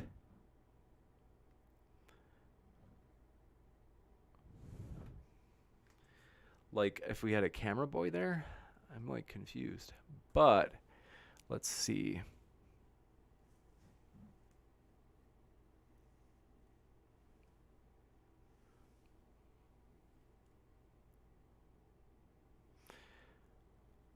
Jaden Havener says, when you first started the channel, how did you get people on to debate, seeing that not many people watched early? It's so true that not many people watched early. The simple truth is, in terms of our big leaps in growth when we were a tiny channel, Kent Hovind, for real. We had Kent Hovind on like once a month. That was before we, sometimes we got on his nerves a little bit. And I don't blame him for that. Seriously, don't blame him for that, folks. Like, because sometimes that's a hard thing where it's like, we had somebody on here said something bad about Hovind after Hovind left, and it was true that like it was like I should have done a better job of saying like, all right, he's not here to defend himself. And so that's something I like kind of learn as you go with time. You kind of get the experience. And so, but yeah, Kent Hovind helped a lot, and he's willing to go on almost any channel as long as you don't burn him. Otherwise he's kind of like, well, forget that. And so, but we do think he'll probably come on within the next month. Mark Drisdale is working on it. So let's see. Big Daddy Sheep and Z said, Modern Day Debate, I would definitely do a member thing in Patreon. Thanks for that, man. Let's see. Said, honestly, just making some custom emojis are often enough. It's more to show our support and get a green name. Huh. That's cool. Well, I appreciate that. Yeah, we can definitely do that.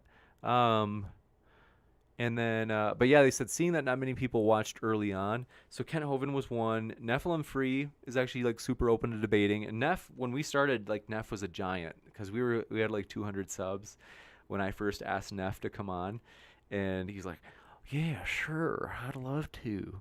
And so we were like, "All right, wow, this is awesome. We got like Nephilim Free," because it's true. It's funny when we have these huge name people on. A lot of them, they're like, "Oh my gosh, Nephilim Free's still around." And these are like people that have grown to be like hundreds of thousands of subs, but they still remember back in the day when there were very few YouTubers, Nephilim Free was always there debating. So everybody at some point crossed swords with Neff in the past. I would say consistency though. Yeah, it was like at the very first debate we ever hosted, it was just my buddies, from school. They came on and debated immigration. Back then we thought that was like too controversial, so I deleted it. I wish I didn't, but I thought that YouTube was gonna like come for us. So I did not know that, because now we do way, way more controversial debates. Camboy versus Simp debate would be epic. I still don't know what these means. I've heard the SIMP word. I'm trying to not get YouTube to. We're trying to like be more mainstream and like not talk about simps all the time. But let's see. Also, Dr. Avi's willing to debate on veganism. We definitely want to have that, actually. Lily B said, "What are your thoughts on having Alden of Alden's number fame on the channel?" Oh man, we've totally wanted to get Alden on ever since that debate. What was it, last week? Jaden Havener said, "Is there a modern day debate studio, or do you just work from home?" This is just a homemade studio. It's actually like really, what's the word I'm looking for? Not fancy. This is just like draped over a like kind of like a, I don't know, like a furniture thing behind me. I've got a black sheet from Walmart, and it's the kind that doesn't wrinkle that much, at least. And then I've got a blue light that I shine onto it. And so this little guy, where is it? There it is. This is my light. I got a blue bulb on Amazon for like $5, and then the lamp on Amazon as well. You can just clip it on. So that is, now it's off, and then when it's on though, this is what you guys see, what it looks like. I just feel like it adds a little bit of like, I don't know, looks kind of cooler. And then, yeah, that's right, Rich and Hyde, you're right, the old blue layout. We used to just have like a wrinkled old blue sheet that would hang behind me. And then if you remember a really long time ago, we had like the background. I would used to like shoot them at do streams at school, and like they have these like artistic things that are like chilling out in the what's the word I'm looking for? Big room, courtyard, the inside courtyard. Jason Havener said, "What's the most controversial topic you hosted on the channel?" Maybe I think the race debates are pretty controversial. I think, like the debates on whether or not COVID is a hoax. That's one that I'm still a little bit nervous that'll get us in trouble, but we said we'd host anything, so that won't clearly get us kicked off of the platform. Carnivorous Ape, thanks for your questions. G-Man versus Nathan Thompson debating on Flat Earth would be hilarious. I agree, that would actually be awesome. And then, but yeah, so, all right, folks. Love you guys. Seriously, I just really appreciate you partying here. Let's see. That's good to know. I didn't know that you can get in trouble for hosting banned people. Because I know that, Oliver's not banned yet, but probably will happen. But thanks for your kind word, Vlad Teeps, who said, "I think I speak for most when I say your channel is refreshing." That means a lot. Jaden Havener said, "Are you full-time on Modern Day Debate, or is this a side type of thing that you do in the downtime? What did you do before you went full-time?" I'm not full-time, actually. This is just a hobby. I'm working on my doctorate, and it's exhausting. I wanted something to help me stay sane, something I enjoyed, and that I could like learn new things. And the tech and stuff, like learning that is already kind of a challenge. But then it's, cool to get to listen to debates. So yeah, like my Monday through Wednesday is unbelievably busy. I'm like dead after that. And thanks, Rich and Hyde, for that feedback on the audio. We used to have terrible audio, and it was for like months. It was just terrible. It would just go, oh man, you thought so, yeah. But anyway, we yeah, so it's like I teach a couple classes. I teach general psychology, which is really fun. I do love it, and it's a blast. But it's tiring because I'm also like doing the research stuff. I'm also taking 4 classes, which is a lot for. I'm clearly in the early part of the doctoral program. I'm in my 3rd year, and it'll probably be about 5 years that I'm here, maybe 4. But yeah, so it's like it's usually you don't take that many classes in a doctoral program unless it's early on. So it's like this is a fun hobby for me, and I started it while I was here in the doctoral program too. It was a first year, and I used to shoot it. We used to stream when because now, yeah. So basically, I used to share an office and would do it when my office mate wasn't there. So Jaden Havener said, "What's the criteria for someone to come on your channel to debate?" Usually, we usually it was like, and then I'll take Big Daddy Sheep. I'll answer your question, and then I've got to rock and roll. I'm so tired. We usually there are a couple things. One, we ask for a prior debate now. That's a big one. It's really important because we do have the audience now. The audience is very, like, frankly, they're getting pickier. So like they want more experienced debaters, people who put in time working at it, and they know, like they can tell when somebody's like when it's not their first rodeo or not. So that's a big one, and seeing footage like helps a lot. And then the other one is if you have a partner lined up, that helps a ton. Right now, I just can't. Not during the semester, I can't set up stuff. I can't believe I've been sitting here 3 hours. Wow, that's crazy. So finding a partner is huge. I would say like it. I would probably be more. Yeah. So it's like that. I just can't set people up. I can't be a broker during the semester. It's hard. I am willing to during fall break, winter break, all that, summer break especially. But right now, it's just like a person would definitely have to have a partner. And then let's see. Big Daddy Sheep said, "Do you secretly take notes on everyone?" No, I don't. Although I do notice, I do keep notes on like who are. I know maybe it sounds mean, but it's like the audience wants to watch good debaters, and so I do now take notes on like when I realize like this person's not as strong as I thought in terms of how good of a debater they are or how bad. And like I've got debate experience myself. Like I used to debate on here a lot when we were really young as a channel. So I debated like Chris, biblical history skeptic, Jared, TJump. I think we debated at least twice. They're old, but you can look them up on the channel. They're still here. Kyle Curtis, if you know who he is, he's kind of gone. But we had like kind of a loosely speaking debate. It wasn't really a debate, but you can see some of like my in-person debates that I used to do, and these are like ancient. So these are like 6 or 7 years ago.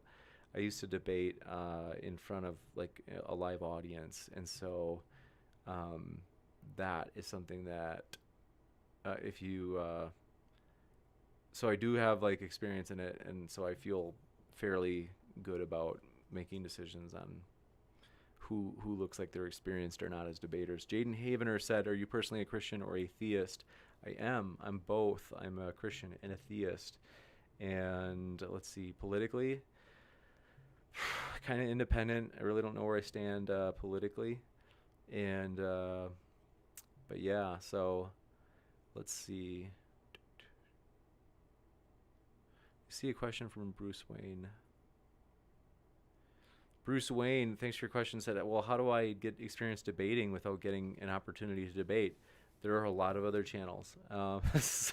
Sorry, that's like the quick and easy answer. Gospel Truth is happy to have atheists, Christians. That channel with I'm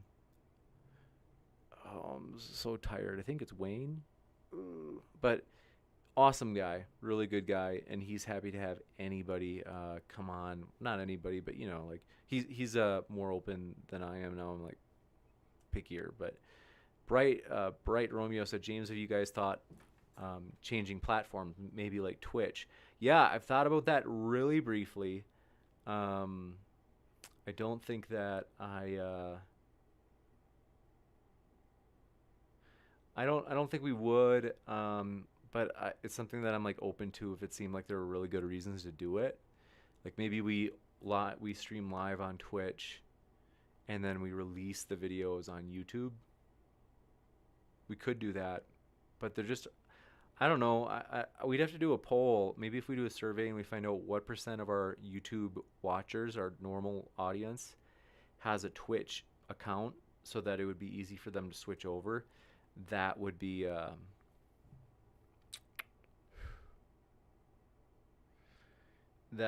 informative. Celtic People Archive, when's the next debate on race? That I honestly don't know. And frankly, like those debates, I feel like people just haven't been enjoying them as much. So it might be a while, to be honest. It depends. If it's like a bigger name person like that is like really stoked to do it, I'm like, yeah, I suppose. Like we owe a lot of favors. And so if it was like, if like Destiny or somebody wanted to, it'd be like, sure. Like, because they've helped us a ton. Destiny and Vosh and a lot of other people. Kim, she was awesome. And then Big Daddy Sheep says, oh, that's news to me. So if I go back early enough, I can find them. Time to go on a little lurk and see what James is like as a debater. Yeah, I think there's maybe one still on here with me and Surus and Ocean. And yeah, I'm like definitely more assertive in debates. But the in-person ones I think are the best. Because the other ones with like TJump and Chris, they're like in McDonald's because I didn't have a place to stream. So they're really bad quality, but they're fun debates. And then in Tom and I still tease each other about who's better. Andrew Handelsman says, are you a Trump supporter?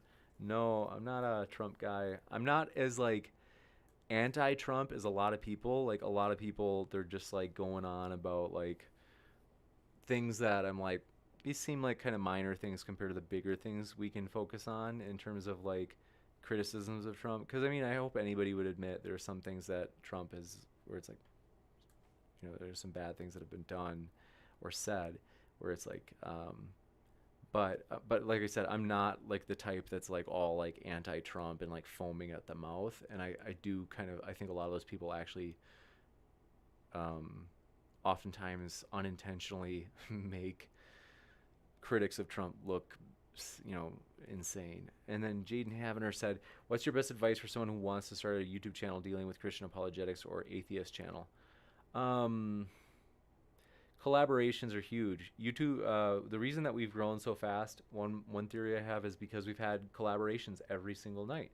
We're collaborating with two people every night. So even if it's a person with no channel, when they come on and maybe they post it to their friends on Facebook and like two people come that way, like you're still like getting greater exposure by working with other people. And so frankly, I think collaborating with other people is a great way to do it. And then consistency with any channel. I think anybody can be a YouTuber if they stick with it long enough. There's just enough people out there that like enough topics that eventually they'll find you. You just have to keep putting out content. That's huge. And Bruce Wayne said, no worries, I kind of figured that was what was expected. It was kind of a joke of a question. Oh yeah. No, it's kind of true though. I mean, like I've thought about that. Like we don't want to like close the door on people but let's see, Andrew T said, what's the funniest debate you've had so far? The other night I was laughing pretty hard with Vosh here, but I think it was probably with like when we used to have Darth Dawkins on, and I used to like giggle and like he would get angry and he would like, and that would make me laugh more. I couldn't help it. Let's see. Rich and Hyde said, much respect to be a Christian and let so many atheists speak. You seem to be so much abroad from your fellow Christians. Keep it up. Tolerance has to be bigger than personal belief. I personally, like my personal beliefs are most important to me, but I hold tolerance as like a huge value. And so for me, it's like we do want to give everybody a fair shake, you could say. And then I think that's it in terms of like questions. So I appreciate you guys for your kind words. It really does mean a lot, and we really do. We want people to feel welcome. So no matter what walk of life you're from, we do appreciate you as a person. Just hanging out here, we enjoy your company. It means a lot. And yeah, thank you guys so much just for being so supportive of the channel. All the stuff you do in terms of like likes, shares, that really does have an impact. And so we appreciate you guys having done that in the past. Because we can see like on videos where we see like, whoa, like a lot of people shared that video, and even when we don't even ask, it's like we really do appreciate that. And so yeah, Lily RO says your giggle attacks are the best. It makes me giggle. Like, I thank you for that, Lily. That really does mean a lot. I laugh so hard sometimes, and so it's just that it is fun. I do enjoy doing this a ton. So yeah, thanks so much. And Lily B, last question. Whatever happened to Godless Girl? Godless Girl said FAG in a debate, and so we're like, oh, come on, we're not gonna. So I don't know if it's forever that Godless Girl is banned, but you could say that Godless Girl is banned. So, but thanks so much, everybody. We hope you're well. We hope you have a great rest of your night, though. It's always fun, and we will see you next time, hopefully. So thanks, and take care.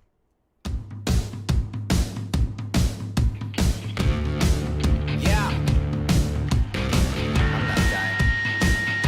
Get out of here. Last question from Andrew Handelsman. This is the post-credits scene. I got two questions. Zahn, no, I'm not a flat earther. I appreciate you asking. I do want all flat earthers to feel welcome here, but I'm not one. And then Andrew Handelsman, thanks for your question, said, do you have a hard time staying neutral when you're the host of the Atheist versus Theist? Maybe a little bit. I also, like, I think my biases, to be completely real, is like sometimes I have the bias of where, like, I almost sometimes even am a little bit harder on the Christians, I think, just slightly, because I'm compensating. I'm trying to, like, be careful to not be unfair to those who are arguing against Christians. So yeah, but yeah, thanks so much, you guys, and appreciate it. Hope you have a great night, and we'll hopefully see you tomorrow.